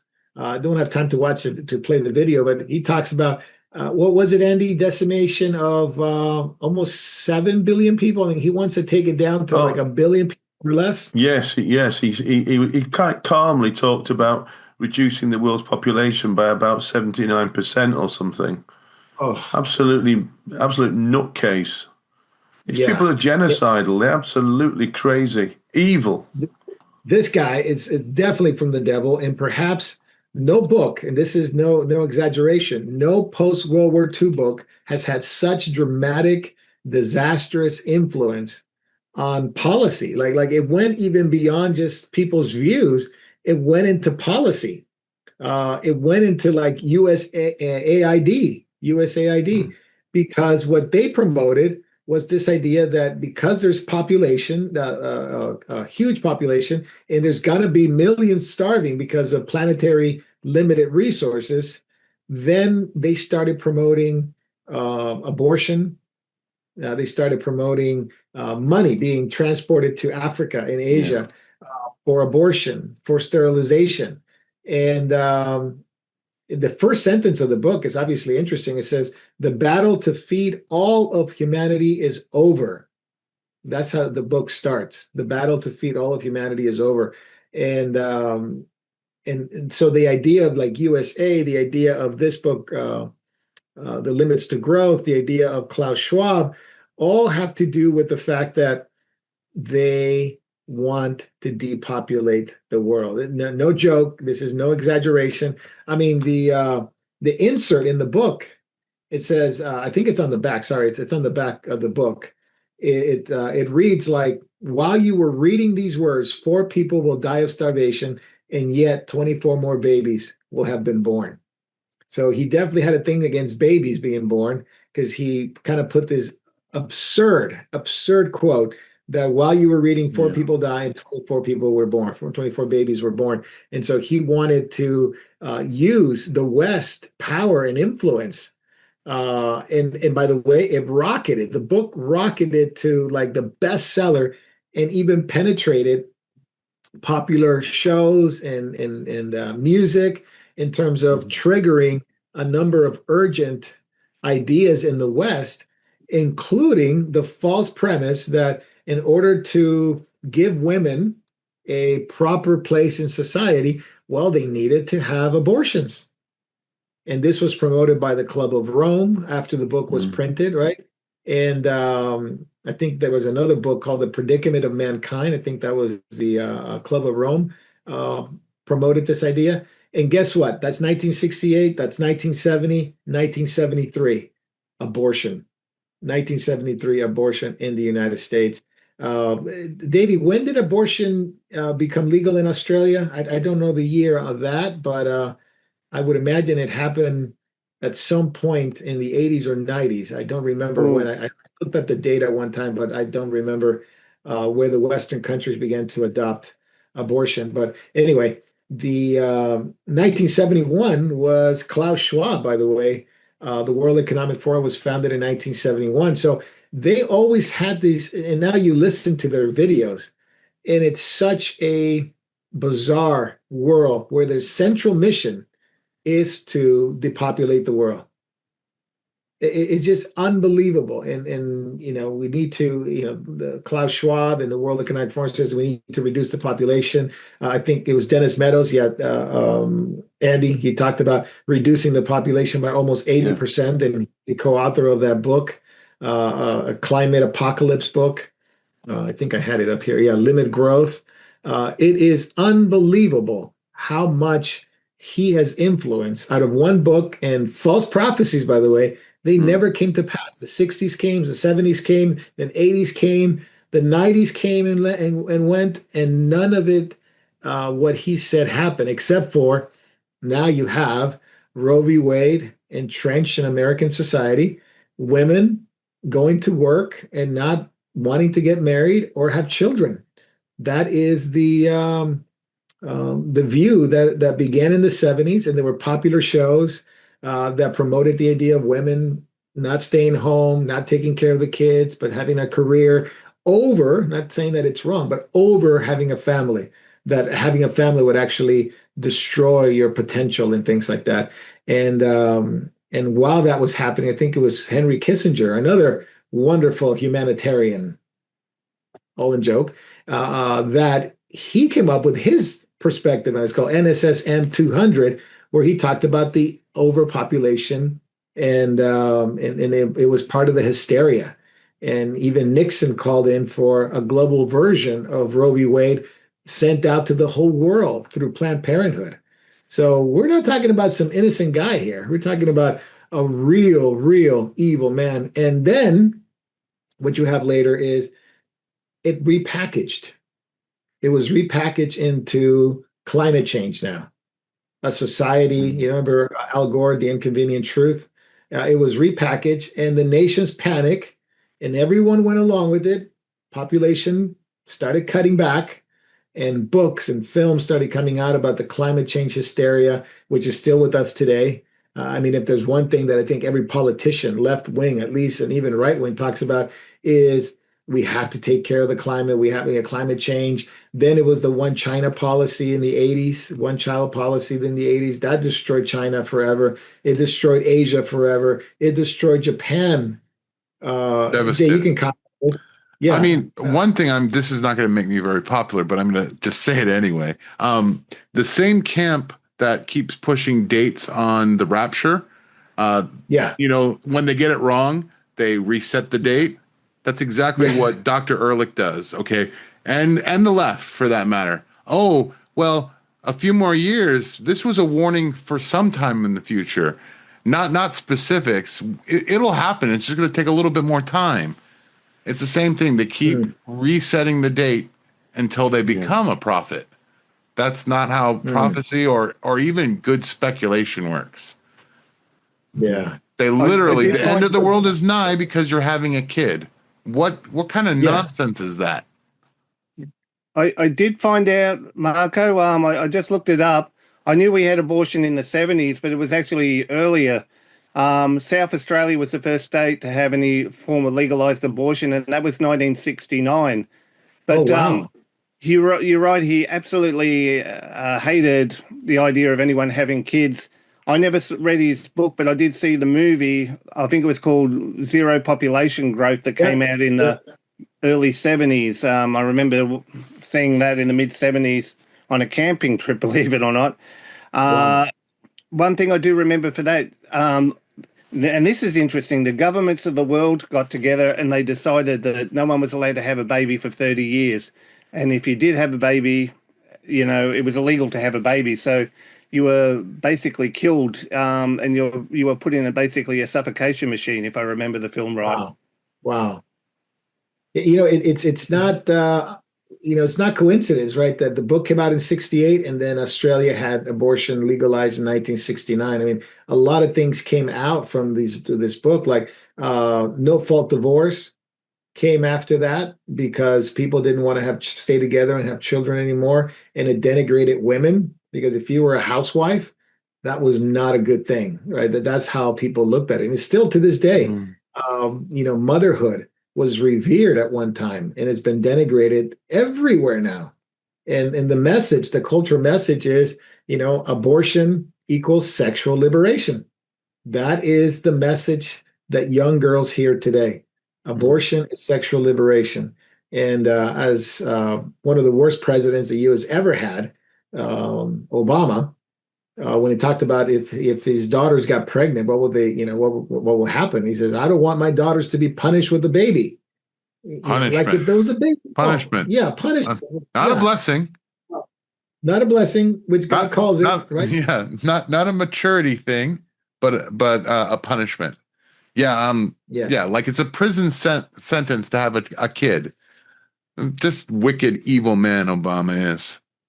Yeah. And the whole message, guys, that you should delay marriage as much as possible. You shouldn't get married. You should delay it until you're in your 50s and 60s and, by choice. And, wait until you do this, wait until you do that, wait until you live your life and establish a career, own a home, this and that. People have swallowed this idea that you have to be ready in order to have a baby and things like that, as if the most important thing are those things rather than a person coming into your life and passing on your faith and establishing that, a genealogy in which the Lord said from the beginning, be fruitful and multiply. That's the first command that the Lord gave. And now it's being dwindled to nothing. I'll show you this last one and we'll be done. This is Jewish fertility. If I were to show a European one or a Asian one, oh my goodness, Japan is like in a death spiral. And I don't remember the exact figures, Jay, but in 30 years, how many less Japanese are going to be in the world by 2050? I think it is.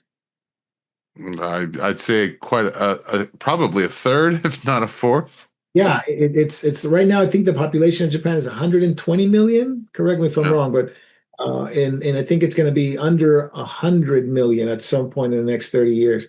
That is incredible, rapid decline. And so now it's less and less. You see more women that are in their 50s and 60s that are childless and by choice, right? Not because they had some kind of physical problem or anything like that, just by choice. and that number is going to continue to dwindle in terms of less and less children and more childless women. So that was the goal, by the way. That was the goal back in the 60s and 70s. So, Marco, to go over the numbers, 124 million people in Japan, approximately. Nearly 30% of the population is over 65. So in 30 years, if they can't reach 95, you're going 30%. you're going to have 36 million less Japanese. It'll be under 100 million in Japan. Oh.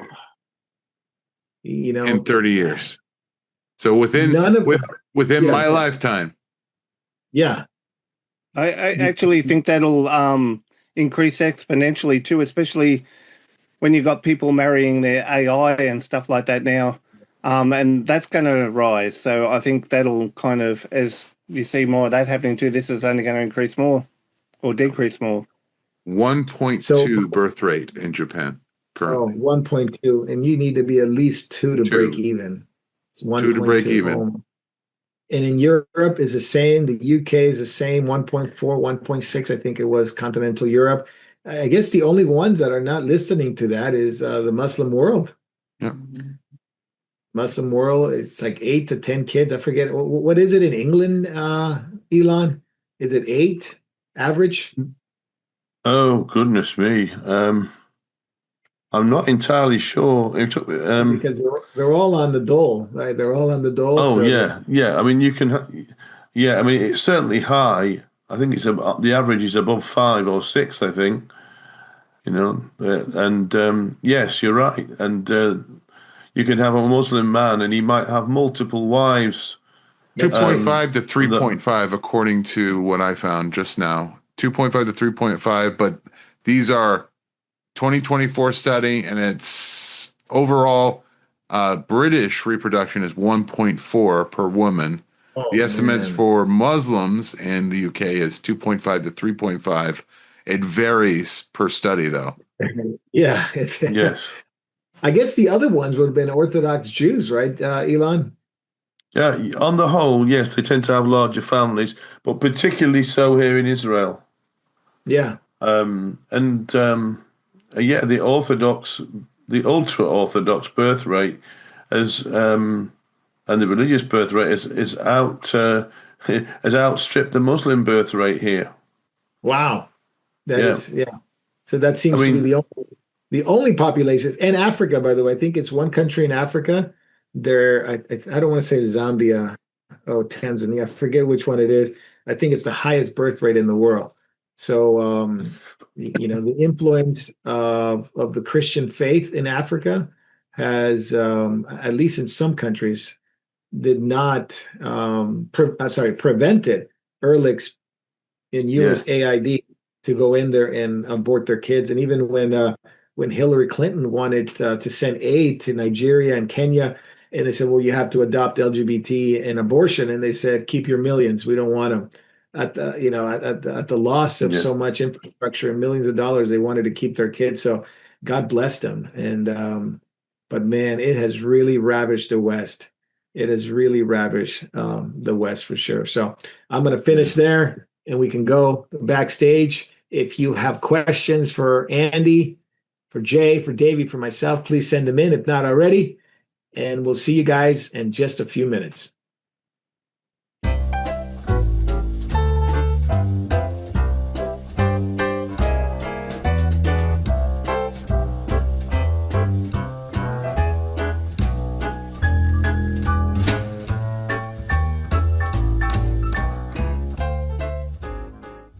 Okay, welcome back. And we have your questions here. We've got quite a few to get through. If you have asked a question and you've addressed it to Jacob, we're keeping them for once Jacob's back. So there's quite a growing list for Jacob. But first question for today. Is that real going around on social media that Benjamin Netanyahu, quoting from one of his highly admired writers, saying that Jesus Christ has no power over evil in the world? Is that AI? What are your thoughts on this clip? Okay, well, I've seen some of this but he is being horribly misquoted and misrepresented. What the I think it was something like the bit that's being quoted out of context is, and I quote, Jesus Christ has no advantage over Genghis Khan because if you are strong enough, ruthless enough, powerful enough, evil will overcome good. Now, this is all, this is the quote out of context. So, it's been mentioned actually a few times. I mean, I think David Wood, the apologist, Act 17 apologetics, has replied to this a number of times, and he's saying that Netanyahu is not denigrating Jesus at all here, but he says he used Jesus as an example of someone who is supremely good, and as Genghis Khan is an example of someone who's supremely evil. But Netanyahu was trying to point out that if good people do not stand up to evil tyrants will win. That moral clarity and moral goodness on its own is insufficient unless it's backed up by action. So really, the people that are misquoting him is incredibly dishonest. And Netanyahu was actually quoting a Catholic scholar called Will Durant, who was an American, also a American historian, and I think one of the things that Durant said was that nature and history do not agree with our conceptions of good and bad. They define good as that which survives and bad as that which goes under, and the universe has no prejudice in favor of Christ as against Genghis Khan. So that's the quote. That's what Netanyahu was referring to. And it's really, he was just saying that it's like I think was it Bonhoeffer said that evil prospers when good men do nothing. And this is, so there's nothing really, it's Benjamin Netanyahu is not saying these things out of some kind of anti-Christian prejudice at all. Israel's very favorable towards Christians on the whole. I mean, it's the only place in the Middle East where the Christian faith is growing. So, So that's really all there really, I think, needs to be said about that, I've heard the text and I was like, this is out of context because the way the people were playing it was just like just a snippet. And I'm like, I don't think he meant that way. Not that I'm, just trying to defend him at all costs. There was more to it than that. So I appreciated, Andy, that clarify. I think some of the people that are exploiting this and misrepresenting are from the Candice Tucker pre-Gene Bola kind of axis as well. They're jumping on this bandwagon to beat Netanyahu with that stick, but it's all twisting it all. Can we call them cabal or syndicate rather than access? Yes. Thank you. I want to make sure. Axis. Yeah. Thank you all for that because, look, it was doing the rounds on social media big time yesterday. Okay, next question. In Matthew chapter 5, verse 22, what is the meaning of, if you call a man a fool, you will be in danger of hellfire? Now, I can read the whole verse if you like. It says, but I say to you that everyone who is angry with his brother shall be guilty before the court. And whoever says to his brother, you good for nothing, shall be guilty before the Supreme Court. And whoever says, you fool, shall be guilty enough to go into the fiery hell. Yes. Well, this is one of the things with this is the English word fool, which, it's a very mild word, really, compared with what the word meant in Greek. I mean, when we think of fool in English, we think of someone who's often, someone who can be mentally deficient, stupid, or a bit of a muppet, really. But the Greek word behind, or in fact, actually, the Aramaic word behind the Greek as well was much stronger. because I think if I remember right, the same quote, there were a number of different things there. I think there were two different things you could call somebody. One was raka, which means someone who's an empty person, and the other one, I can't remember exactly what the word is now. But the final word, the one that's translated "fool," it really is a word that what's it? It's someone who is, what's the word? Almost worthless, and completely evil and corrupted. It has a moral side to it as well, and saying that to somebody, you're almost like. It's almost you're like dehumanizing them in a sense, and it's very strong. It's much stronger than the English word means. Really, there's not an exact equivalent for that with one word in English. So it's something you would say that is very, very strong that you would say against somebody, and to say that without cause. There are people out there in the world that we know that are like that, but you wouldn't say that just to somebody randomly or without very good cause. We know politicians that are like that are completely despicable and wicked in the way that they behave. But but that's a slightly, that is a justifiable thing. But just to say it to somebody on the spur of the moment is not the same thing. That's my take on it. Some of it anyway. I don't know if anyone else wants to add to that. Just. No, I mean, it means serious verbal dishonorment for sure.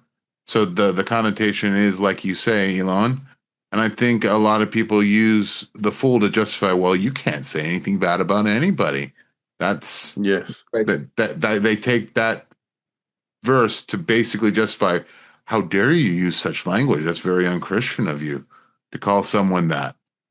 I think no, it really means something a little bit more pronounced than fool. Like if I say you're being foolish, I could say that in a way as stop doing that. That's foolish. It's a warning.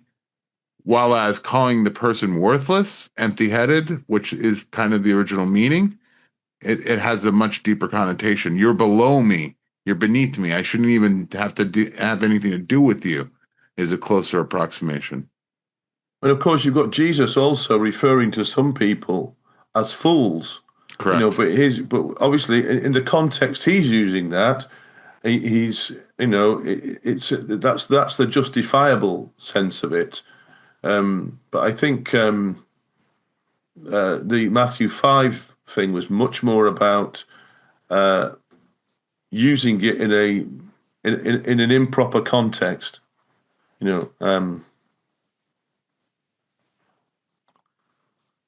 Thank you, guys.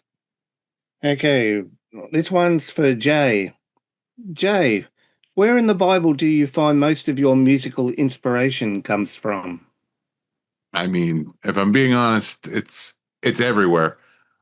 Genesis, I have two songs. One's about Israel, obviously. Another one's about Hagar, Elroy. I have a couple songs about I have one song about the Book of Ruth, one song about Isaiah, and of course, one about the parables of Jesus, 99 for one. So there's no one place that I go. The Bible is really like this first album, which are all the songs I've written. It's all over the Bible that I've taken parts of these from. The Psalms are a huge influence on a lot of my music because some of the phrases in what I sing, or well, what I usually sing in my songs, they come from the Psalms. Praise the Lord. Awesome. Thank you, Jay. Thank you. Okay. It seems like we're living in a Romans chapter 1 world. Do you think God has given us, the United States, over to our sins? Well, I'll start this one. Romans 1 does speak about the fact that when God gives people, a society over, you will see certain things. And that starts with idolatry and not thanking God. Obviously, I would put the first one, not thanking the Lord, not acting righteous, not acting moral, and committing lawlessness. That's the first part where Romans 1 talks about that they did not give him thanks and they acted immorally and they acted against God and against other people. And that's a spiral down because as you keep reading, that you get things like idolatry, you get things not giving glory to God and giving other things glory, which you could see in our nation that has happened. But you keep going down and spiraling down, and you're going to get immorality to the point where unrestrained immorality, it would be the next event. It would be sexual liberation to the point that now it is aberrant sexual practices like homosexuality, men with men, women with women, committing what is indecent, what is wrong, and vacating the natural use of sexuality, the natural affection that a man would have with a woman in marriage and having children with her. Now it's going to be complete debauchery in terms of the confusion of sexuality, even to the point where now you have things like AI or animals and pedophilia. It becomes completely destructive in society. So moral debauchery, moral confusion, sexuality, homosexuality, and then you get to the end where it says, and those who advocate for them, those who commit hearty approval to what they do. And so, yes, I believe the wrath of God in that sense, not the eschatological wrath of God, but the wrath of God upon a society is already present in America. Now, is it completely given over? I guess I don't know, and I don't think it's fully given over. I think, yes, parts of our society has, but there's still a remnant. There's still salt and light, not as much as I would like to see, that is still having that effect on society. And there's many young people that I have met, and even the last 5 to 10 years, especially the post-COVID world, a lot of young people are open to the reality of the gospel of Christ, and we've seen that. I pray that things like Catholic Church or the Orthodox Church or radical right-wing crazy nationalist movement don't take the place of biblical Christianity in the kids' hearts. But we've seen young people turn to the Lord. So there is a bit of a reprieve in some capacity. We've seen a lot of the LGBTQ kind of movement stopped. Moving forward now, they turn more like against Israel and against I guess you could say, against the war and then the pro-Islam, rather than just kind of parading around in their advocating for their rights. So I do think that it'll continue, but at some point, and this is probably related to the eschatology that we're talking about, at some point, all the societies will be given over to that degree. But the U.S. definitely is one of the leading societies that is heading that way. I don't think it's happened fully yet, but you could see already. So once you see those things in a society, certainly the wrath of God is there. Certainly he's turned certain people over, but maybe not the whole society. Instead of Romans 1, I'd actually point to Judges 19, the concubine. They weren't going for the concubine. They were going for the guest, the man. The people in that, they wanted the men to be brought out so they could do what the Sodomites wanted to do to Lot and the people that Lot was hosting. And I think that's a better analogy, because you look after the consequences of the concubine and her being sent to all the tribes were horrified at what they did. And they came against Benjamin because of that. And I think you're going to see the further breakdown in America to the point where people are going to be horrified how bad it gets because they keep pushing the envelope. It started out with, we come out of the closet, but now it's pushing to the point, we want access to your children. Yeah. Eventually there will come a point. Yeah, it's like gang warfare, and now it's not even much about LGBTQ. Jay, I would say that it's transsexualism now. Yeah, that it's promoted. It's the trans movement that's taken over. Even homosexuals complain about it. What about us? I think there was an article written a couple of years ago. So what happened to all the lesbians? Because there's less emphasis on lesbianism and homosexuality as it was in the 80s. Now it's all about trans and gender identity, and it literally they feel, this is the homosexuals, they feel they were hijacked into a movement now that is a lot more radical, and you see the drugs and the sex, what do we call them, the trans drugs, the drugs for sexual changes that occur, and it's causing a lot of suicide, causing a lot of hatred, psychosis, and many of these shooters have been trans shooters. Yes. Yeah. When you go to that lifestyle, you, for the rest of your life, you will have to be on some kind of pharmaceutical drug. Oh, thank you for your answers there. Okay, interesting question. Where did the conspiracy theory that the current state of Israel is a Rothschild creation come from? This is very crazy. Thank you. Yeah, I'll take this one. So the ideas have root in the 19th century anti-Semitism, where you had pogroms and things like that in Europe and of course in Russia. And eventually it moved to Europe, and that specific linking to the Rothschild, to Israel's founding, became prominent in the 20th century. So it began just linking up Rothschild with the Jews at some point. And then in the 20th century, it became more like they connected Israel to the Rothschild. And that idea, oh my goodness, has proliferated in recent decades. So the broader scope it goes like this. It originated in the mid-19th century. The first major traces, I think it was in 1846.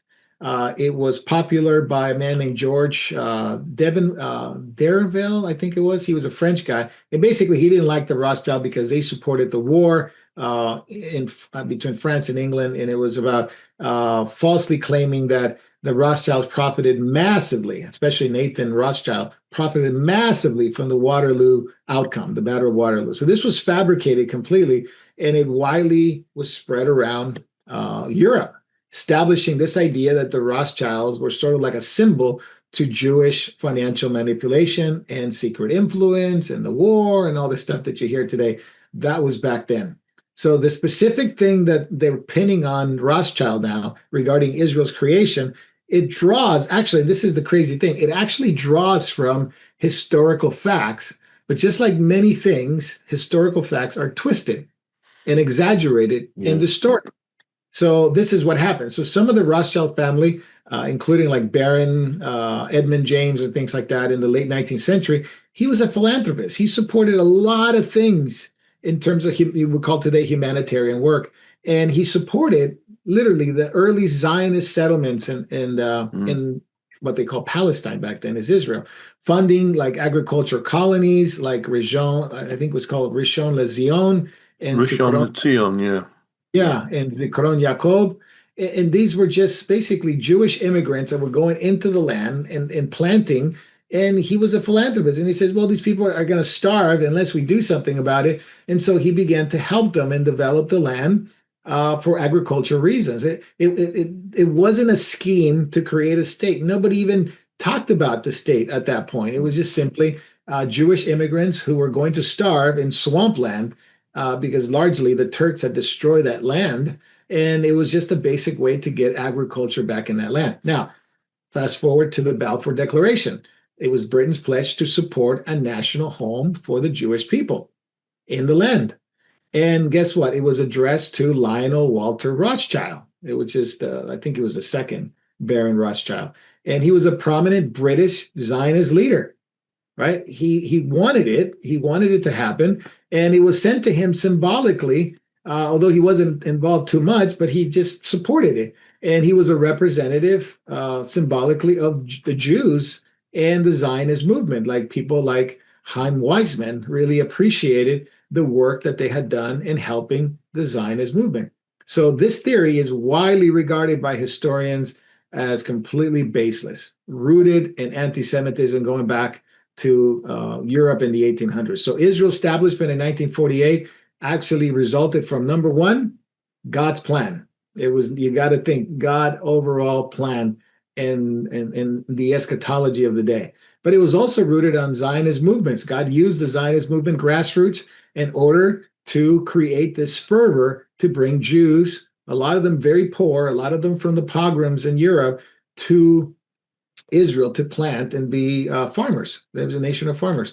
The second thing or the third thing, was the impact of the Holocaust on global opinion.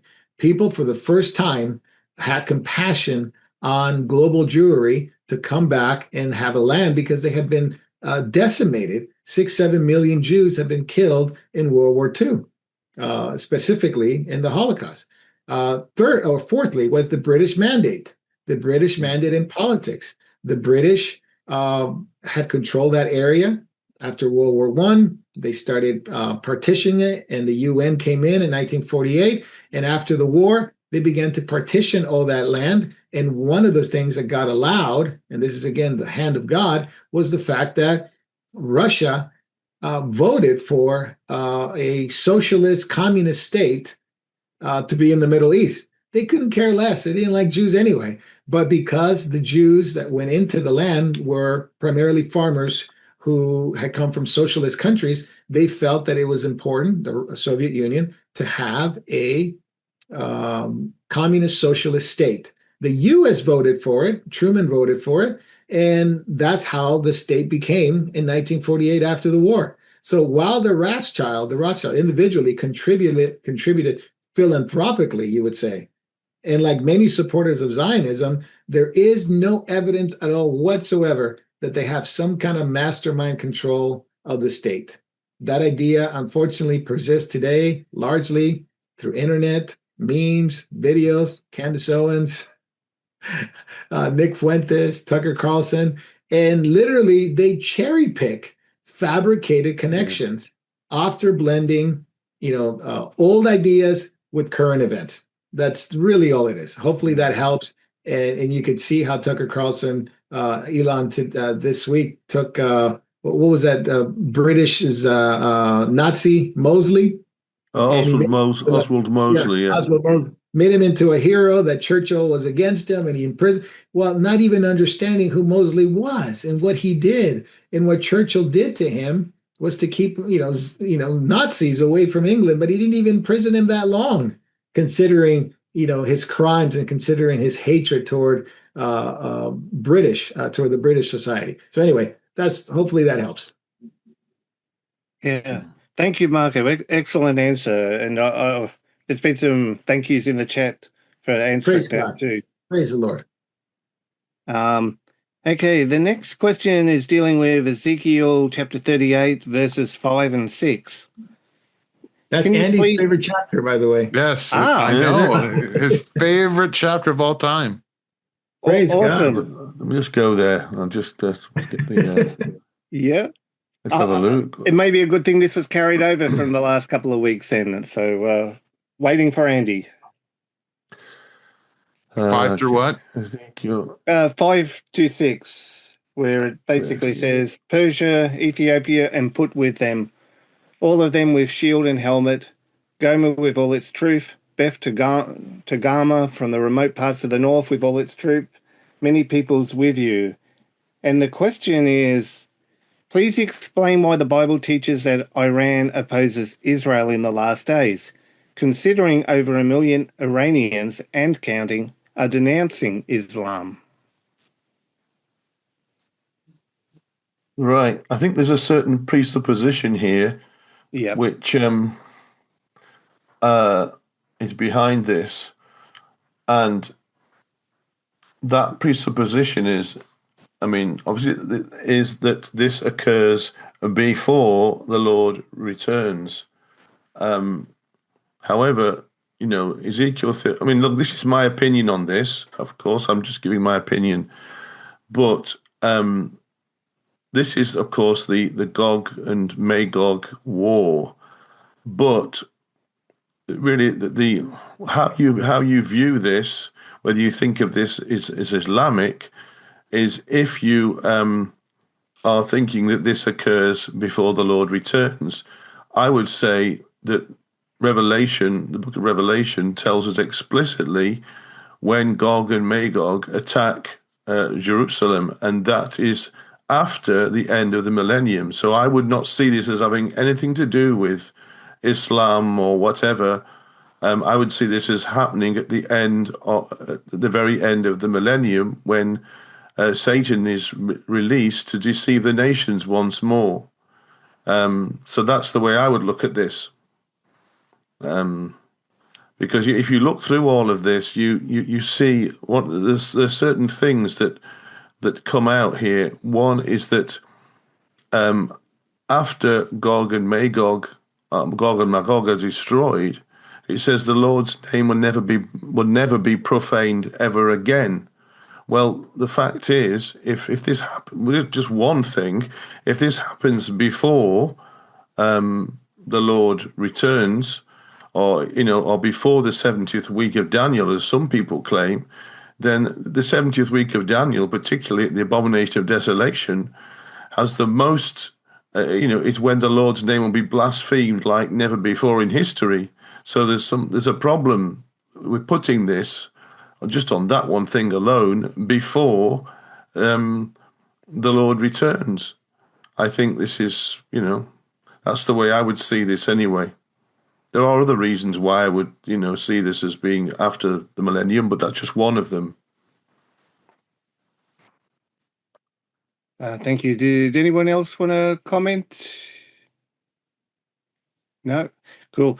Also, I will just sort of say too, have a listen to, I think it's on Moriel TV, YouTube, part 2 of the Islamic Antichrist. Jacob will talk about that in the last half hour of that teaching, and actually I was really blessed when I first heard it too. It kind of got me to look at things a little bit different too. So thank you for that, Andy. I really appreciate your answer there.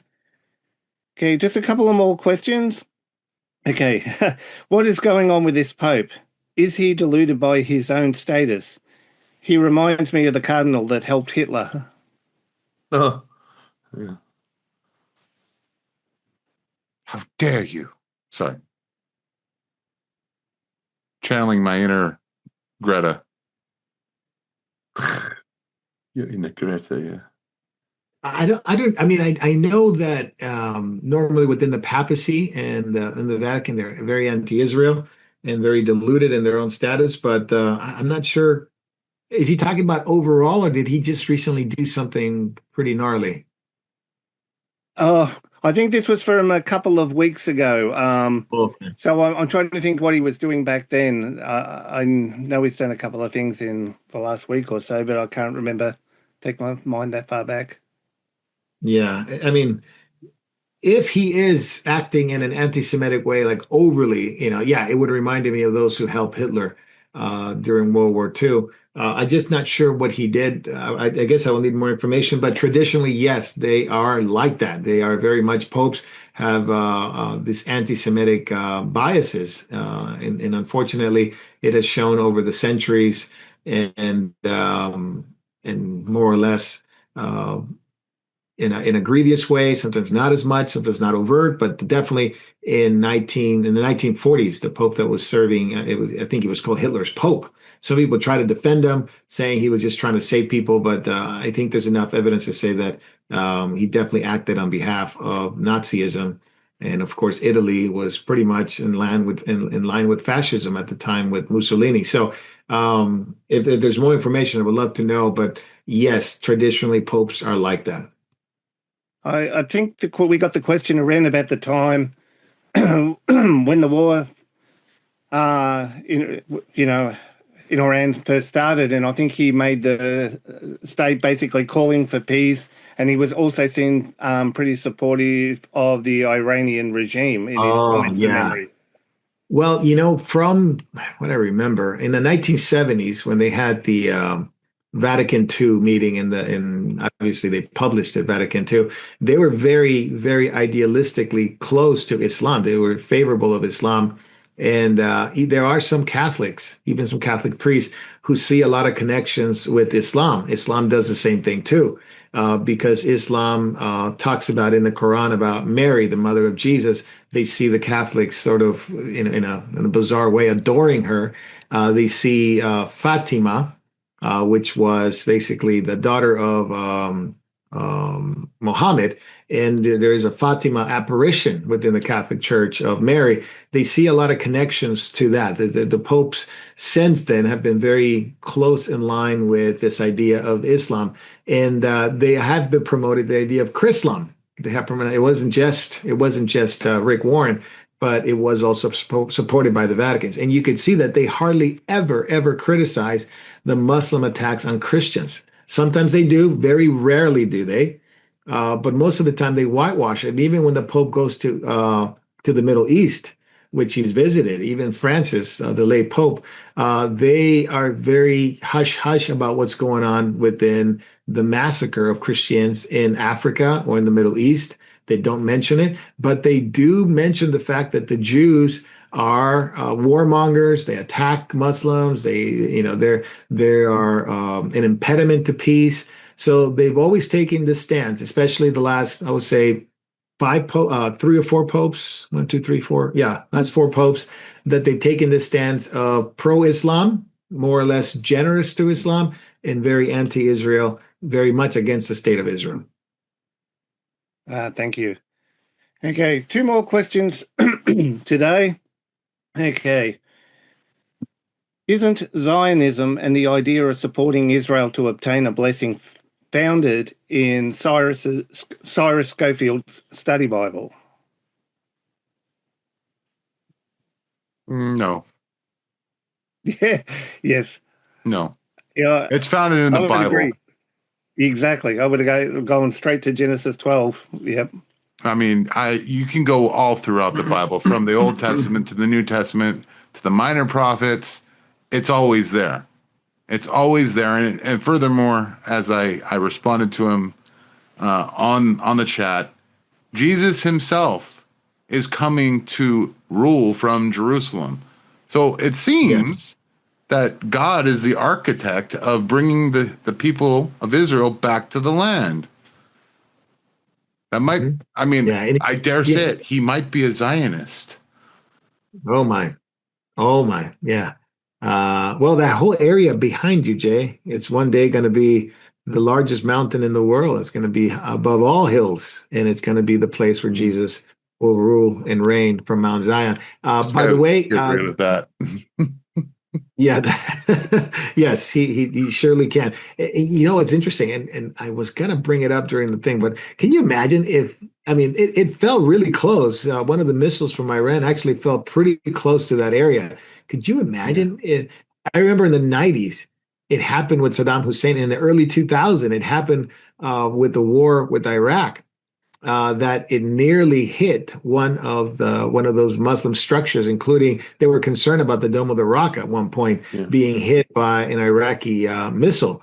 Could you imagine if it actually happened within our lifetime that an Iranian missile hit one of those things?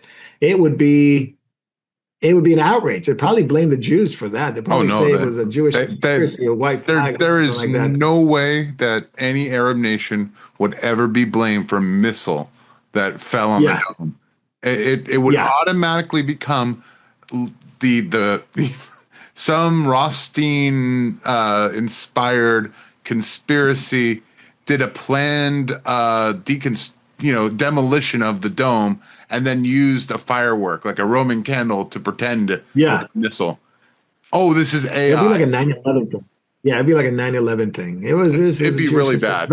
It would be really bad. There would be no end of the conspiracy. Yeah. You know, Jay, that we did a study on Jeremiah, I think it was last week, Jeremiah 33, which talks about the restoring the fortunes of Israel. So there, if somebody wants to watch it, we did said Jacob was out of town, so we did it. And I think in that chapter alone, chapter 33, but even chapter 32, 31, and 30, which is the book of hope that Jeremiah has within the book of Jeremiah, you see how God promises to restore the fortunes of Israel, to restore a blessing to the land, and to bring them back, not just after the exile of Babylon, but to bring them back at the end of the age. Yes. Available So on people Memorial could avail Chapel. themselves to that if they wanted to know. Yep. Yeah, thank you. It is a good study too, really good study. So I do recommend you all watch it if you haven't seen it. Okay, this will be the last question for today. When we get to heaven, will we see everything from beginning to end in truth?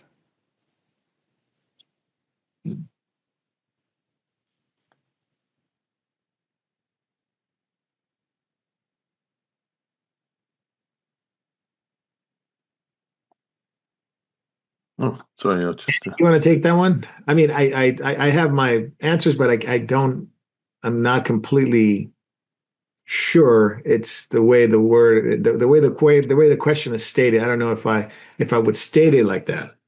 Can you just repeat that question again, please, Davey? Yeah. Okay, this is the way it was entered. When we get to heaven, will we see everything from beginning to end in truth? I'm not good. Is that?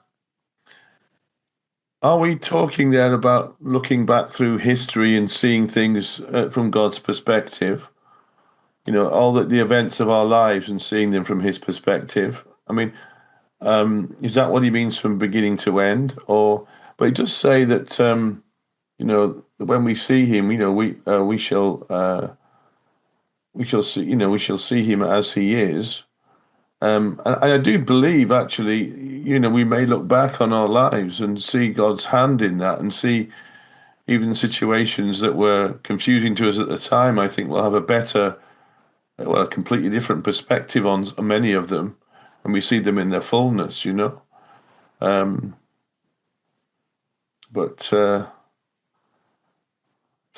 I suppose in that sense, we will see things clearly that at the moment are obscure to us. Yeah, I would agree with that. I think there's a reality that I think we have a better understanding of our faith. You know, faith, hope, and love. But the greatest of these, you know, is love. We will have no need for faith and no need for hope, because we will be with the Lord. We would have His love, of course. And I think that understanding of who He is and what He's done for us for eternity, we will be that greater knowledge than we have today. We'll really understand how much God loves us. We cannot possibly on this side of eternity understand that. You know, up to a point, yes. You know, I can teach about it. I can give it to you academically. I can think about it emotionally. But the understanding and knowledge that we're going to have at that point, it's going to be real to anything we can ever imagine. And then we could understand why our lives happened the way it happened, why God orchestrated our lives, and it was His love carrying us through. Yes. And we would be there because He loves us so much, and He died for us, and we would understand that, and He rose again to give us eternal life. We would have a greater knowledge of that, and so everything will make sense. You know, that's my understanding. Everything will make sense. Why things happen the way they did.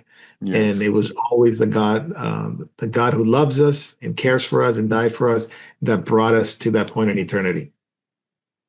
Yes, remember that Paul said that at the moment we know in part and we prophesy in part, but then we shall, you know, fully know, and you know, so He knows us. So it'll be a greater knowledge. You know, I mean, I'm not sure if we'll know everything. You know, we're not going to be omniscient in that sense, but we'll have an eternity to learn from our Lord. Yeah. One thing I'm kind of I might just jump in a little too. I would agree with you there too. I do wonder if there are going to be some things that we won't remember anymore. It's kind of like there'll be some things that you'll wipe from our memories that we won't know. Yeah, we certainly won't remember unbelievers. We certainly won't remember even our family that didn't come to the Lord. It'll be obliterated from our mind. Yep. Thank you. Well, thank you so much for answering the questions. Also, thank you all for being with us today. I just pray you all have a great week ahead in the Lord. And Elon, would you like to close us out today with a word of encouragement, please? Yes. When I look for words of encouragement for myself, I always think of what keeps me, what keeps me really going is thinking about where we are heading, in a sense. I mean, one thing that has really taken hold of me more and more over the last year or so is looking, because often when I first got saved, you think of, when you die, you go to heaven. Of course, that's a partial truth, but we were meant to inhabit this physical earth, and what's really gripped me over the last year or so is really how God is going to restore all things. And all the sadness and sin and mess that we've made of this earth, God's going to fix all that, and we will dwell on this earth in all the glory that God intended for it, in His presence.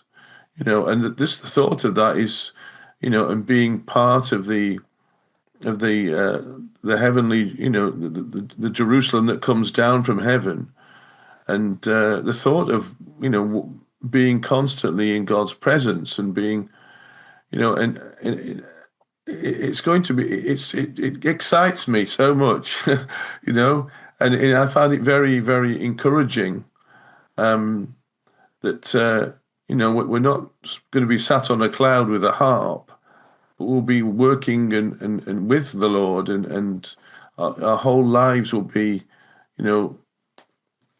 centered around Him in a way that the moment is impossible, because of the ravages of the curse and of sin and of our own failings.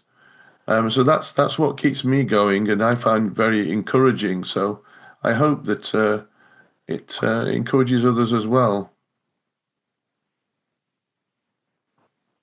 Thank you, Elon. God bless you guys. Keep preaching Jesus. He's coming soon. We'll see you guys next week.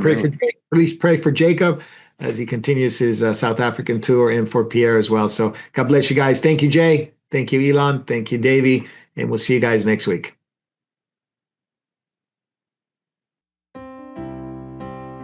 Hello, and thank you for watching Moriel TV.